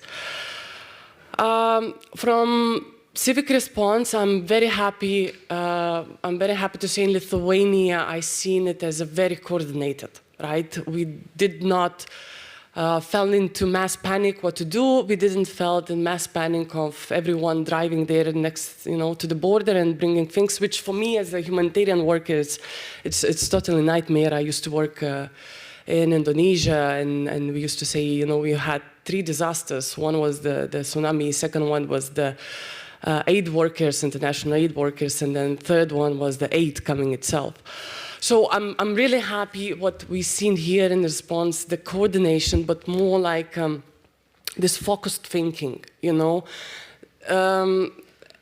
that in the emergency, of course, we have so many burning issues and you want to solve it now and you want to solve it this minute and you don't want people dying and you want them, have a shelter and the food.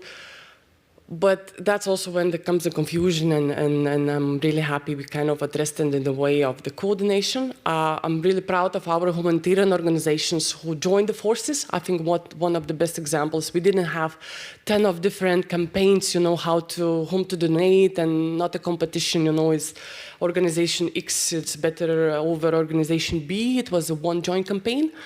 So I really congratulate for that. And of course, me coming back to working on emergency and emergency reply, what I would say as a resilience is coming from the small countries is trust. You have to work in partnership. I mean, in general, you cannot solve one issue as one organization, but solving or even addressing this issue. So the regional cooperation, the exchanges we have even, with Latvia, Estonia, but Polish, and this kind of in regional support, I really admire the connections made, and nothing would happen without that. The trust we had as a civil society, even not kind of being familiar to each other so much, but knowing we come from the region, so we skipped that point of, having 10 introductions and presenting some strategic plans or what we did in the past, but kind of coming to the close circles and responding to that. And of course, the major thing, which I think allow us to do what we do and allow us to do what we do till now, is the Ukrainians itself, what we heard today. I mean, amazing resilience on the ground in such a scale, saying it's probably one of the most successful, ground humanitarian reply we are facing. But also what we learn and what we use as a Lithuanians, also enabling of your diaspora. I mean, the first humanitarian response we organized, and then the resilience work, we got the support from the Ukrainian diaspora, because you had that gap where Ukrainians were still, moving, finding the place in exile, aftershock. And that's what we did after, also to supporting Lithuanian organizations, is kind of checking our diasporas, checking our experts, outside the Lithuania and connecting them. So that's kind of a few probably marks from me, and I also come from the partnership side, which so I'm always very, very kind of interested in exchange and hearing the practices, because I mean my key competences, are built in Balkans. I still refer to the Balkan colleagues, in working in the Baltic area now. So I also, just before the closing, I would wish. For you today, I mean, not just to come here to hear from all the speakers, hear what we have to say, but, go exchange and meet and take it over to you. And I think that's the most important thing of today. Thank you, Justina. Totally agree to that. And I can also relate to many things that you have said, because that's exactly where I come from as well, and with what I work, and I can just share an example for you with the rest of the panelists will allow me, that the humanitarian aid points that we have on the border of Latvia are actually thanks to Justina's cooperation with Ineste and with the Polish foundation that helps us to have it there. So this is, I think, one of the brilliant regional examples that actually have worked out very swiftly and very fast, because we have the same goal and the same values, and we could cooperate very swiftly. One thing that I would like to ask you, though, elaborate a little bit more. Something you said was nourishing the people, and I feel that I get a lot of these questions, and definitely I'm sure that you get the same thing. Whether the people help as much as they used to do a year ago and a year and a half ago, talking about the refugees from Ukraine. So nourishing the people, the volunteers, the people who have opened their doors to the other people, we find it as an ongoing issue in the matter of resilience, because this is, as we know, and we have just talked the crisis that is not gonna, one crisis that stops and then it's over in a month. No, this is a marathon for sure. So how do you have any good tips in the nourishing? First, of course, reacting to this example, I would just give a few details. One is so the story happened, right, that Latvia faced a very kind of heavy challenges on the border when Ukrainians started to come through the Russian border, right? So that's the East Ukrainians. And we are small Baltic countries, but we have very different capacities, history, and the strong points and weakness and whatever. We had this first crisis with or challenges with Belarusians coming, so we were kind of already going step from one to another one.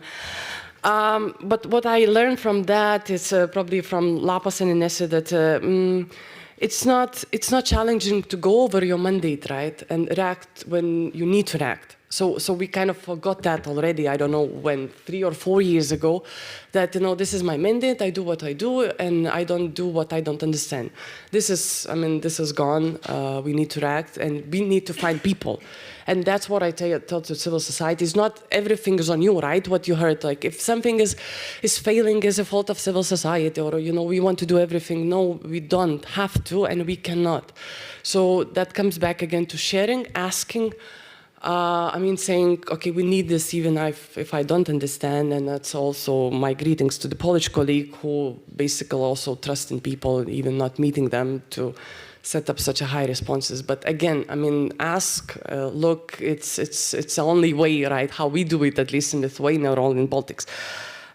So simply on nourishing people, I would say, and the volunteers and people, wanting to come and seeing the point and seeing the kind of this either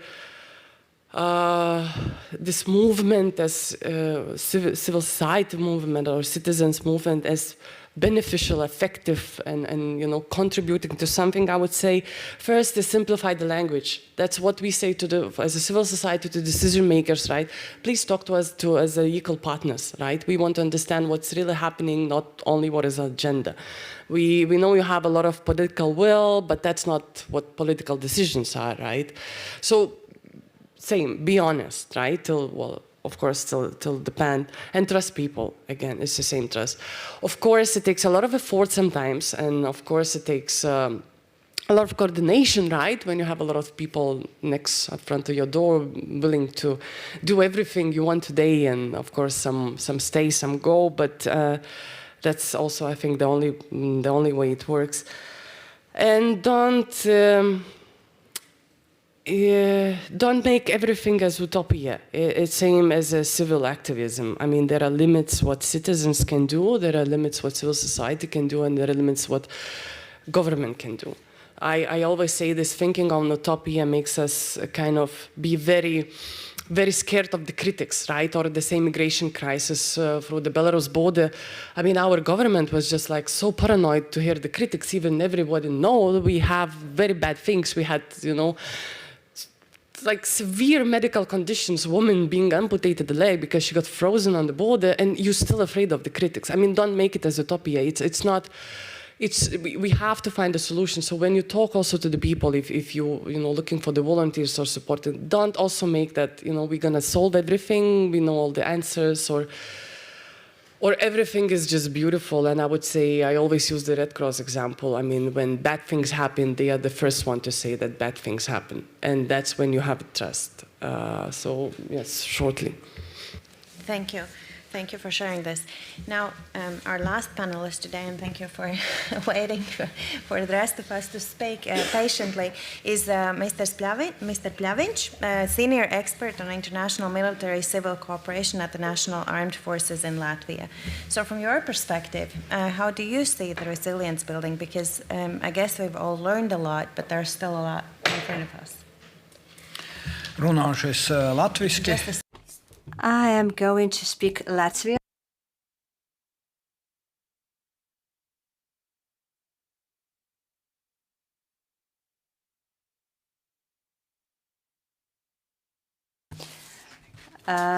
Let us also listen to some Latvian language. I am Elmars Pļaviņš. I work in the army since 1997.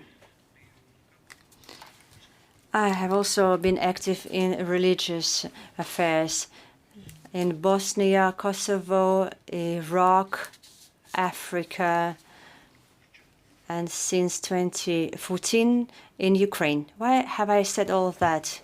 When I visit my soldiers in all those places, I have been excellent civil-military cooperation when our soldiers in 1997 were supported by the Danes, Norwegians in Afghanistan, when they were giving them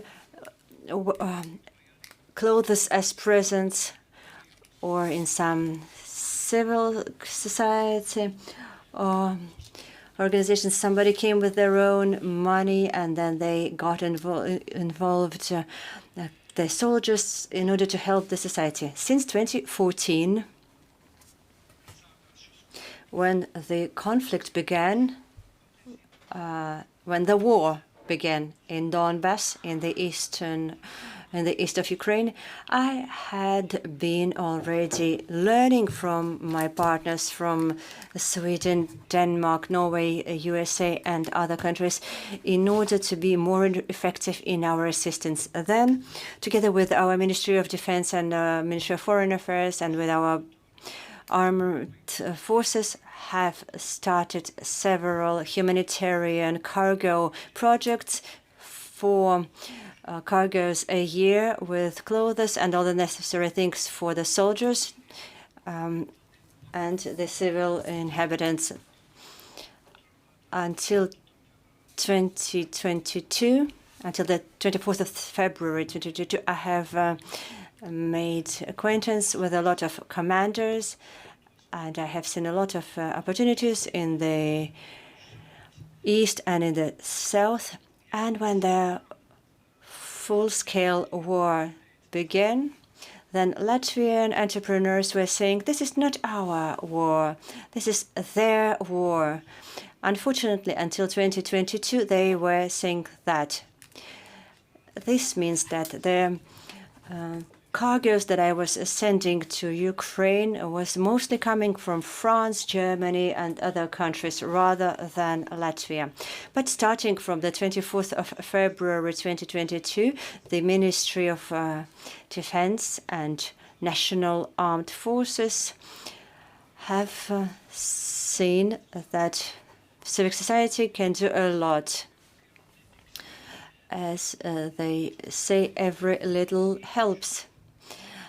And now, in my personal experience, the cooperation with Entrepreneurs for Peace, we have sent 7.5 million euros worth of humanitarian assistance, including cars, drones, binoculars, and also, of course, food supplies, especially in the hot spots such as Bucha, Izium, for example.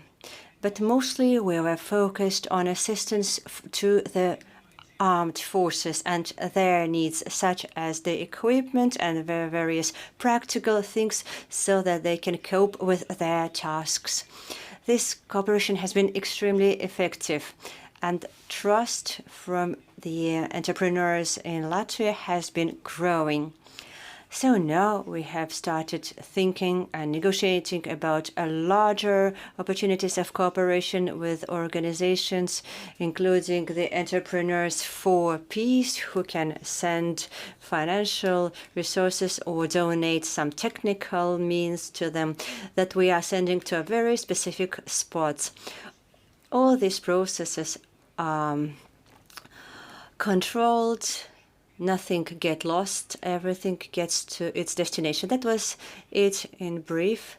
This is how we can fight for this freedom, because otherwise you can do a lot of talking, but we can also do a lot of working. I was extremely happy with one example, namely that this is very effective, what we do with some small things, because we don't send tanks. This is impossible for us. The soldiers or commanders have told us that the clothes or drones or other things like pickup trucks, they continue to encourage us to keep on fighting. These small things that you are sending to us from Latvia, these things encourage us to fight on. You are so small, but you do a lot. Thank you. Thank you very much, Mr. Plavinš, and I agree that every little helps. How do you see the cooperation also in other matters? Because we know that civil protection now is an issue that has been discussed again and again and again, that the society and the civil society organizations in particular could be really vital in that issue and have not been so much in Latvia due to various reasons, not going to look back, but really forward. How do you see what more can be done between also the army, probably, and the civil society organizations beyond the issue of Ukraine? For example, we have heard a lot about children. I have also been coordinating since 2015 the process of sending the soldiers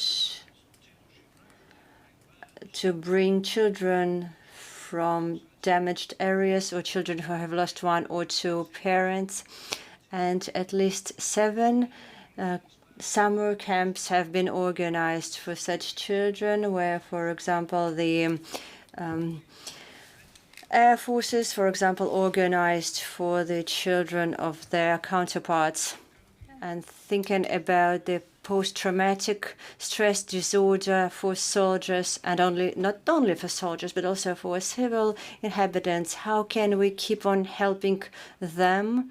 Maybe we can bring them to Latvia so that they can receive support from our specialists so that they can get back to normal life as soon as possible. There are a lot of projects and we will continue elaborating them.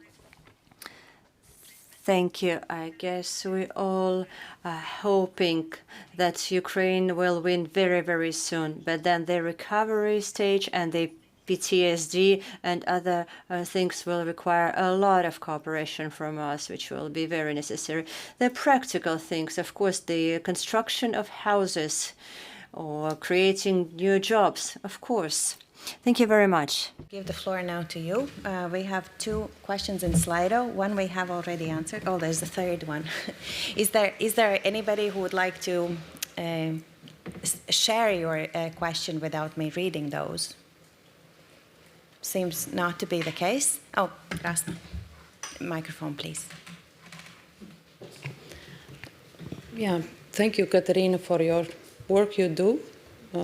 I can really... No, I can't imagine. But I really feel for you. I also been working in Yugoslavia just after the bombing, and also seen or witnessed the post-war situation, what happens also with civil society and so on. My question to you would be in regards to the previous panelist who was speaking about this difference between civil society organizations and their ability to act on local level, on international level. Do you sense and can confirm that this is happening already, that organizations in between themselves already have some not so good stuff going on? Thank you so much. So first of all, unfortunately, I don't see that our organization at the local level are empowered enough in order to react to all issues, because we have many initiatives elaborated at the national level and supported by non-governmental organizations. But when we are talking about concrete things, for example, rehabilitation programs, reintegration programs, peace-building programs, some really things, like for example, in one area occupied by our soldiers, we have really conflict between people who were collaborators and people who supported Ukraine and who were persecuted by Russians. And the second one told that we don't want to live with these people. Please, we need to separate schools for our children. We need to separate areas because we can't support it. And you understand, it's not the task for national level, it's not the task for government, and unfortunately it's not the task for very popular non-governmental organizations because they have another very urgent work and activities. They are effective enough at the international level. So we need to work with local communities and with local non-governmental organizations. I know that there are many projects for them, donors for them. But it's like the same situation with Lithuania when you mentioned that you have 3 or 5, 10 people inside your organization. So, sometimes at the local level in Ukraine, it's only 3 people who are working. And when we are talking about regions at the front line, we have only 1 psychologist for 10 children repatriated from Russia, and they are so traumatized that they need 10 psychologists for 10 children. So this is the problem. But we are ready to support them. We are ready to support also the creation of organizations of victims, because this is really important. And when we are talking about reparation claims or even accountability claims, we need to regroup them, because the processes at the international level demand regrouping of victims, and we need to do it, avoiding the situation where their individuality is lost. So there are many tasks for us when we are talking about empowering local communities and local organizations, and unfortunately, I should be realistic. Now we are not ready enough. Thank you very much for the question and the answer. I'll read to you the 2, since I don't see any hands, I'll read the 2 questions from Slido. I don't know who wants to take them. Both are very provocative, I must say, at least from my perspective. The question number 1, if everyone is allowed to step in every gap they see, does this diminish the role of the civic society organizations who struggle for years to be heard and supported? So that's question number 1. And the question number 2 is it possible to measure the level of resilience, or in other words, how to estimate how good we are prepared for types of crisis, for various types of crisis? Does anyone want to take any of the questions? That's for Dr. Richard, do you want to start? I think I'll start with the second question, because the first one, I'm actually not sure I fully understood the first one, but the second one, yes. As I said, I think in my introductory remarks, it's very hard to measure resilience. It's compared to courage. Often you cannot measure. How do you measure courage unless you actually face existential danger to either yourself or either to your institution, your country, or elsewhere?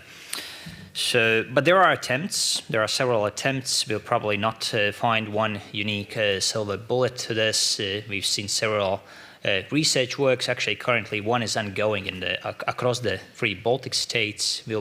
State Chancellery will be also happy to contribute to this measurement effort. We'll be able probably to talk more about it in a later stage in the next few months, not particularly now. I have my own definition, of course, or elements of resilience, and then you can measure each of these elements separately. Since I've studied this topic in my academic field of work, and I know that this term originates back in 1970s, and actually first in a domain that was not actually at all connected with human beings. It originates in biology. And then it was only later on taken over by people working in cybersecurity and critical infrastructure, geographers working in the area of disaster management, and so on and so forth. And now it become a very trendy topic around 2010-ish. However, I have 5 elements that are the same, more or less, across the different academic fields and the different approaches. I found them to be the same. And those 5 elements are: first, you need a strategy, a plan, in any case, either at any level, either at individual level, organizational level, or at state level, on how will you face an adversity, any crisis. So you basically need a plan on what will you do if you lose your job at individual level, what will you do if you get sick, or what will you do if your country faces, let's say, a disaster or a war. And we are planning this on seamlessly on individual level, at country level, and so on and so forth. Second element is you need skills, capacities, knowledge. You need know-how on how to act during such emergency or during such a crisis. Again, despite the nature of the emergency itself, or despite the level at which it's experienced. Third element is probably also very much connected with the topic of the day's conference. It's social capital. It's a network.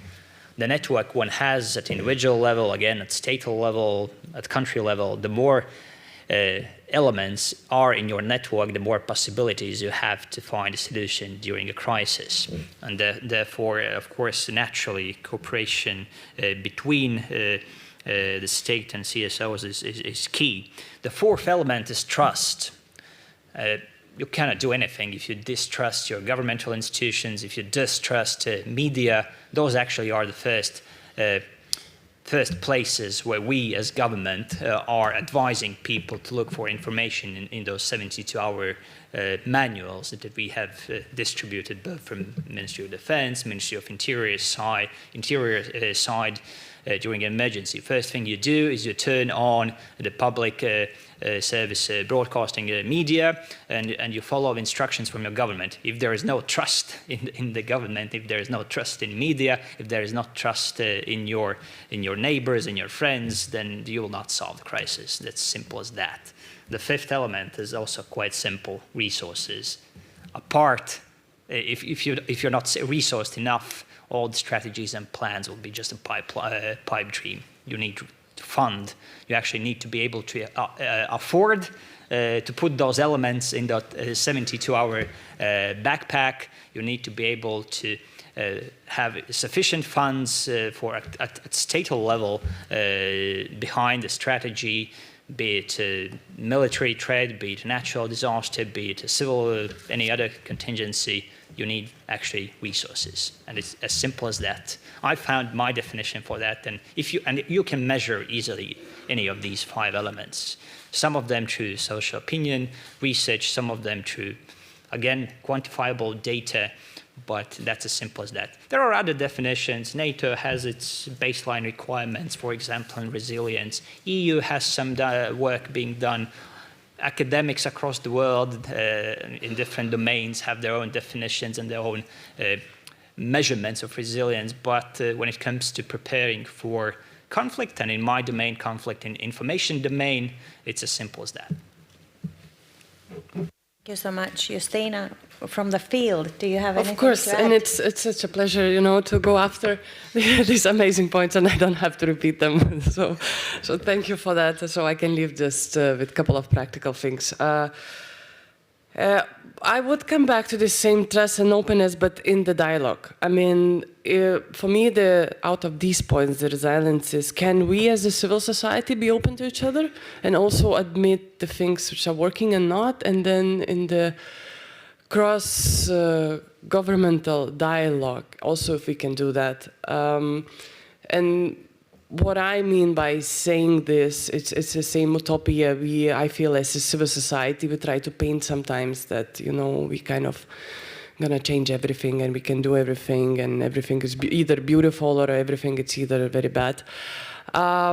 But this recent example from Lithuania always stuck in my mind, and it's the same about the border and the migrants, right? That what I heard today also many times, right, when we say a lot of marginalized people and Romas, I mean, it's the same point as the civil society, the government. I mean, if we have selective human rights, if we have selective solidarity, if we have selective inclusion of parts of the civil society, it means we have none at all. It means we have no solidarity, no human rights, and it reflects to the same Lithuania. So can we talk about it? Can we talk about it as a civil society? Can we talk about it as the different stakeholders? And if we can kind of, have the normal discussions on those hot topics, not try to citizen wash, or try to just skip the topics because it's uncomfortable. We normally work with the Ministry of Foreign Affairs, use the same, excuses, everything is the national secret, and if it's uncomfortable, it's a closed door. So, I understand that there are some, I don't mean that totally, but if we can, that's the measure for me for resilience. Both ways. Yes, and I just very shortly wanted to say what Katerina said, on the ground. I worked in Ukraine. I work still with Ukrainians in Ukraine for the last year and a half. There's a lot of things also to support, even if you're not from humanitarian field. What was said, people on the ground, of course, the amount of...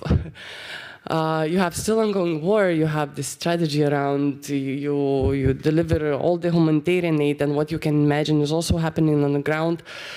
But we are here, and we have also a lot of tools we can provide. For example, in Lithuania, what we mobilize the civil citizens, for the technical support, for our colleagues working there on the ground to save their time and their limited time with limited electricity, from rechecking the reports, writing the reports, rechecking the statements, trying to get, 2 paragraphs of the statements and write into beautiful, disseminated statements.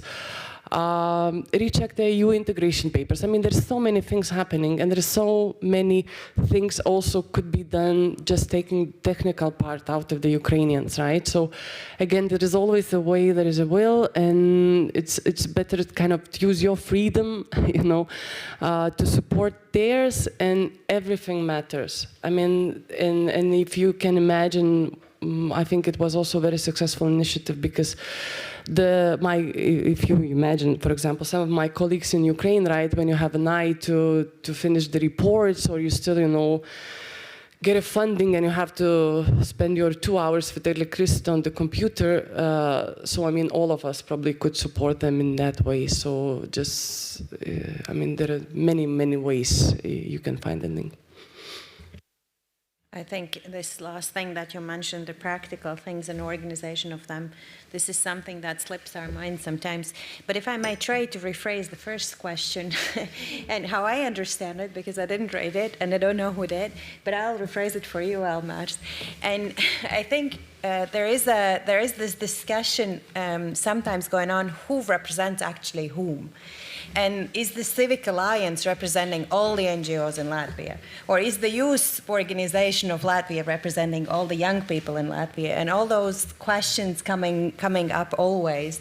And again, in this, also in the definition of Richards on resilience, I think the question, especially in the crisis, is not who represents whom, but how do you stick together what the plan you had, and how do you find the resources, and how do you go ahead? And from your example that you brought up, that your major cooperation partner now is mieram. I don't know what it is in English exactly. Entrepreneurs for Peace. So that's a new organization that didn't exist before, am I right? So how did you choose exactly this organization from all the different organizations that exist in Latvia? Labs jautājums. That is a good question. On the 25th of February, I received a call from Ieva Driksna, and she said that they are creating this organization, Entrepreneurs for Peace. Then she mentioned another interesting thing.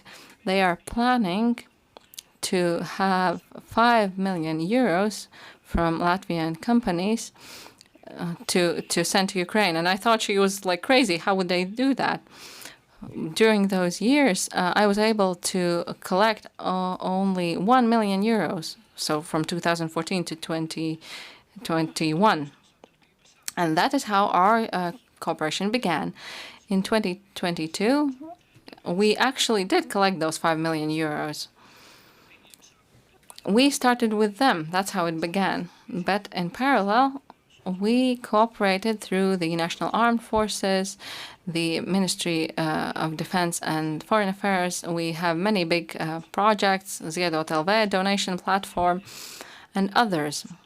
What was mentioned before by my colleagues, we also see that where we have 2 or 3 Latvians in one spot, we have a conflict. So when there are when we have big problems, we always tend to compete between ourselves to look for the bigger ones, the best ones. So the coordination efforts were sometimes really necessary to coordinate our help. Through Entrepreneurs for Peace, they gathered the resources and distributed them through us. So the coordination was really much better. This is how we try to survive. As I mentioned before, and I have said elsewhere as well, there will probably be TV programs where I will repeat the same thing on this topic, on how to cooperate, how to understand each other better, how to encourage each other not to look for the negative aspects and compete. We cannot do it without our mutual help, our cooperation. We need to be more efficient in reaching our goals. Thank you for your comments. The last round for the final comments. 2 or 3 minutes each one of you, not more, please. But I would like to give you a possibility to share if you have anything still not said on the concrete recommendations or concrete examples or concrete things that you think should be done to build better resilience either on the local, regional, or national, or even international level. Katerina, would you like to start? Concrete recommendations. So, first of all, international community, regional organizations, and civic society need to be concrete. And when we are talking about, for example, we express deeply concern because of the illegal elections on newly occupied territories, we need to tell, no, we express deep concern, but the Russian Federation will be punished because this is unlawful action, because this is one of the elements of the crime of aggression. That is why all people will be held accountable in the special tribunal of the Russian aggression, and the Russian Federation will cover all damages. You know, do you feel this difference between deeply concerned and concrete reaction? And also, of course, we need some harmonization of our efforts and harmonization of policies and maybe even laws. Because, for example, in different spheres like implementation of principle of universal jurisdiction, rules are so different that our victims here in different countries of Europe, they are confused because they don't understand how it works, but how we can ensure the inevitability of responsibility when victims don't understand where they should go and how they can defend their rights. And another sphere is, for example, compensation or reparation. Estonia is cool, so they started the procedure to repurpose frozen assets to victims' need. But other countries, where is the European Union and so on, initiatives is at this level. So harmonization of some policies and rules and norms will be also good for Ukrainians. Thank you. That was really precise on what has to be done. Richard. Well, I think I have already repeated it on several occasions already. I think I will summarize by outlining 3 things I've learned since full-scale Russia's war in Ukraine over the last nearly 19 months. First and foremost, information space has become even more and more contested area, at least in my area of expertise. And one who is ignorant of not recognizing this is failed to do. So everyone should be developing their doctrines, their plans to become more resilient when it comes to the threats in the information environment, threats in the information conflict, as some might like to frame it.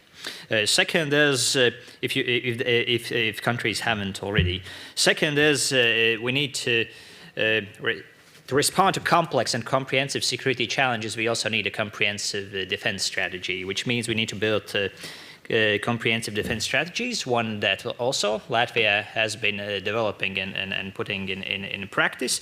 And in practice, it means that instead of arming every citizen maybe and giving a gun and go shoot something, we actually need to give knowledge, practical know-how, and need to build a strategic culture, awareness of potential risks, and provide actually skills and what one can do during an emergency and educate people better.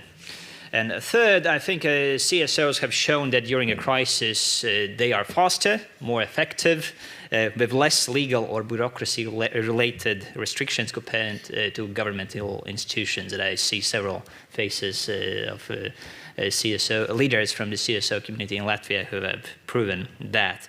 Therefore, we as governments, we should not be afraid to delegate to CSOs some functions during a crisis, and this way we are not becoming weaker, we're actually becoming stronger. And in fact, I think it is a sign of maturity in democracies. And we are delighted that Latvian CSOs have really stepped up, and they are not just talking and advocating for change, they are the doers, and they are actually the change. Thank you so much. Justina? Yes, very shortly. Probably the same key ones. I mean, invest and validate, right? If you want active citizens, if you want active civil society, you have to give the space, create a space, but also, I mean, validate them. It's not just, how I said in the beginning, having them, just to be on the list as a participant. And that's what I also said during my first question. It was also invest in armed and unarmed resilience. And there are a lot of things we haven't faced before. There are a lot of things I haven't faced before. So this strategic thinking in what can happen, what can be used of all those technical skills, is what I mentioned also, the media resilience. I mean, even coping the different sectors, which I don't necessarily have to work there, right? But to understand, to respond better, to translate those messages to the citizens better. I mean, it's a strategic thinking, and it's investment, it's time, and it's a focus. It just not happens, right, overnight. So that's my key message. I mean, yeah.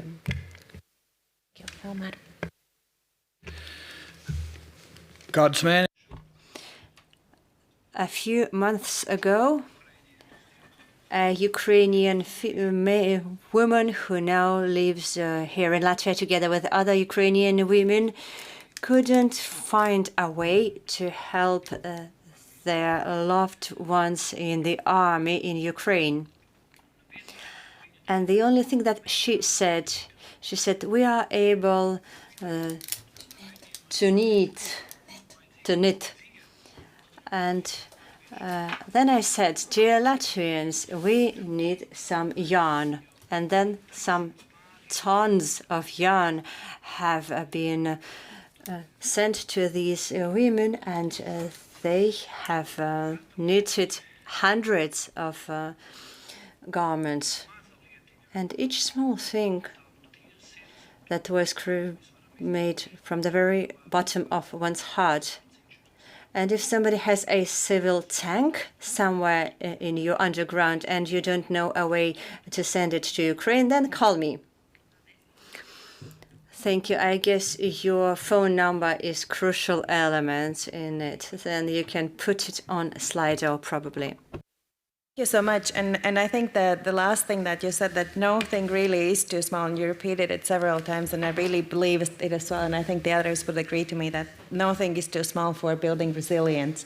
So we are all in the learning process. There are still many things to come. But I would really like you to thank our panelists for this panel.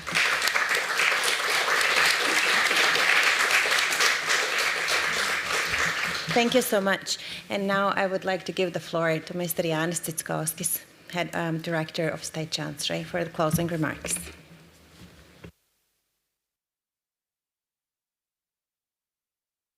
If you don't mind that the panelists stay here. Labdien visiem! Hi, everyone. It is a great pleasure for me to participate in this event, dear partners of cooperation and all the guests.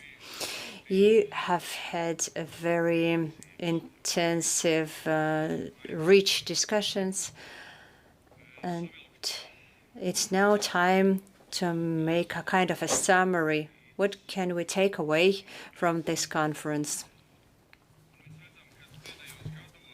We can now see that over the last years, we as a state have faced a number of crises of various types: virus, migration crisis, and all these crises have impacted both our society and the government. We are clearly aware that when we look for solutions, it is important to take a stock of all the needs of all the stakeholders, and we need leadership from all the sides, from the government, from the civil society, and of course it requires responsibility. In Latvia's experience, this organized civil society is an extremely important support partner for supporting our compatriots and people in other countries, and we highly appreciate all the initiatives coming from these organizations. As a state and as society, we deeply respect our democratic values, democracy and freedom that we have to protect together, both the state and the non-state organizations, in order to decrease the relevant risks. There are a lot of relevant examples. Just a very small example of what have recently been achieved in our cooperation.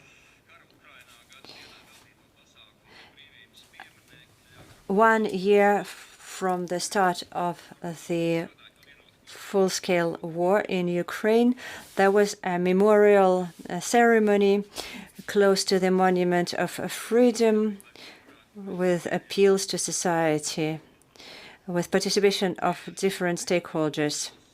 And Latvia, as other countries, has faced crisis of trust.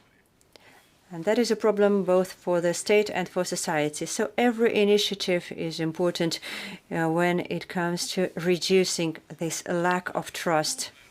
This is why I'd like to stress the initiative coming from the State Chancellery of Latvia.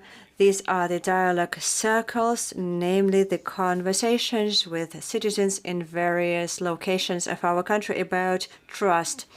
As a result of this initiative, we hope to receive proposals from our inhabitants on actions that we need to take in order to increase trust. And then we are going to discuss all these initiatives here at the Parliament. I would really like to thank our Finnish partners and colleagues for sharing their experience on the dialogue circles in Finland. NGOs, the civil activists with their practical activity are partners to the state. And so the task of the government is to ensure a supporting legal environment, to create prerequisites for the participation of civic society in the defense of our state, among other issues. We all highly evaluate our freedom and our rights. Especially, we highly value the freedom of assembly, only if it doesn't threaten our security. And Latvia also highly values these rights.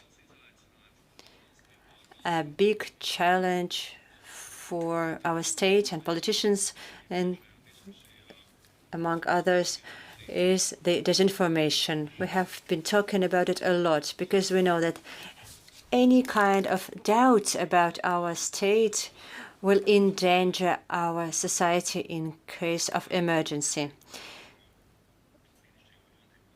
We have all just experienced this nice event when there was this victory parade of our national team. And it was marked with the confidence in oneself. If we as a state are self-confident, then we will also have the similar victories as our basketball team. So over last years, we have been counteracting the disinformation campaigns. And so we, of course, needed partnership with civil society, with the private sector, in order to strengthen the skills to recognize manipulation in information space and to believe in ourselves. And in conclusion, digital technologies are becoming more and more critical, and they are also bringing the change into the interaction between the state and inhabitants. There are very practical examples that make our interaction easier. We have, for example, the portal dedicated to law and order and security. I thank everybody for participating. And I wish you a lot of enthusiasm to continue our interaction between the state and the civil society and its organizations. Thank you very much.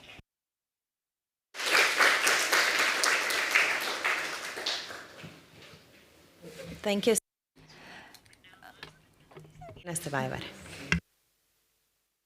Thank you, and I think we highly appreciate that Jānis has managed to come. We know your precious situation with the last government meeting, and so I think it's like double points for in a basketball, right? Or so, yeah. Actually, we were three parts in this event. We were civil society, government. We organized in partnership with State Chancellery. Then Parliament joined. But in a way, I had the feeling that we should have also entrepreneurs and media at the table. We had academics. Thank you. We know about Rasma, but probably others are also here from the research field. So what we started in the morning, if I may remind you, we started with inevitable situation of democracy backsliding, right? And very harsh example from Georgia. From Georgian CSOs. And then you participants in Slido and asking your questions here actually builds the story of the today. So we heard voices from Georgia, Ukraine, Balkans, Hungary, Poland, Lithuania, Ireland, Finland, Latvia, and probably many more, which we couldn't know and recognize on the Slido. Almost everybody was talking about alliance building, sticking together, shared responsibilities. And there were two quite good ideas, I think, mentioned. Coalition 2030, which is a great space where everybody can come together. And I think in every country we do have these coalitions. And also in the last panel, this defense issue was put on the table as a one where we can cooperate. And of course, coordination, focused thinking, and many other topics. We talked about the role of education and awareness raising, how to orient in this modern democracy, how Gen Z is going on streets, and how we can work with youth NGOs. We also talked about intergeneration dialogues, where government can be also enablers, skills for resilience and information space. Big question, which was raised in the first panel, is how we actually define democracy. What does democracy mean in each country? And we talked a lot about human rights, that they are at the very center of the democracy, right to justice, weakest in the center. And then also in the final, this panel, that selective human rights are not human rights, right? If we select to whom we can apply them. But I think I'm probably quite proud, especially understanding that we are in parliamentary buildings, that we were ready to pick up quite uncomfortable questions also. We were talking about pushbacks on the border, which is not very usual in Latvia, but many speakers voiced it from their country's experience.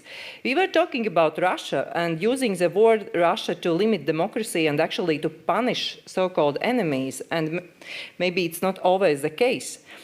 We were talking in the last panel also about being afraid of critique by the government, and what does it mean that actually we are attacking organizations that are having some critiques. We were talking about cost of solidarity, and there were cases also from Poland, the burnout of volunteers, lack of resources for grassroots and for advocacy, and also that actually it takes a lot of courage to stand for democracy. And probably it takes also a courage to trust each other, as we understood in this last panel. We can say we are in dialogue, we can work together, but actually what does it mean? Do we do it in reality? And very good example by Finland to focus more on future when we cooperate. So when we were planning this event, we were thinking, what do we want to bring on the table for the Council of Europe in this presidency? We understood that we want to bring the reality of our region to give a voice to Ukrainians. I think we managed to do that. We heard these voices and learned what we can support. And probably, as many have said, we will always support as long as it takes. So what will come next? Probably this is a question, right? As we talked this morning, it's nice to talk the talk, but we need walk the walk. So we will prepare the summary report and we will send it to all participants so you can contribute with your ideas still if you have them. Christine has a big mission on Friday. She's going to Council of Europe meeting with civil society organizations, and she will bring also the main messages from this event to whole international civil society and Council of Europe institutions. Probably we can still continue to build different kind of partnerships, and I was happy to read in Slido that there's an idea about similar event in Moldova, that they are also, probably that was civil society organization asking to have this type of conference, so probably we can already have some common project or activity. So yeah, so lots we can do together, and I think I would like really to thank all teams, team of State Chancellery for being very patient with us, civil society who was pushing our own agenda. Then to team of Civic Alliance Latvia, because they are behind of everything, and they were the ones who had sleepless nights in last weeks probably. And also to my team, now represented by Eduardo, who is taking notes and who will help with the summary. So we had very good composition of the working cooperation. And now there will be also 2 visits. If somebody still wants to dig in Latvian community level perspectives, so Lastādija is the organization who is working with abandoned spaces and making them more lively.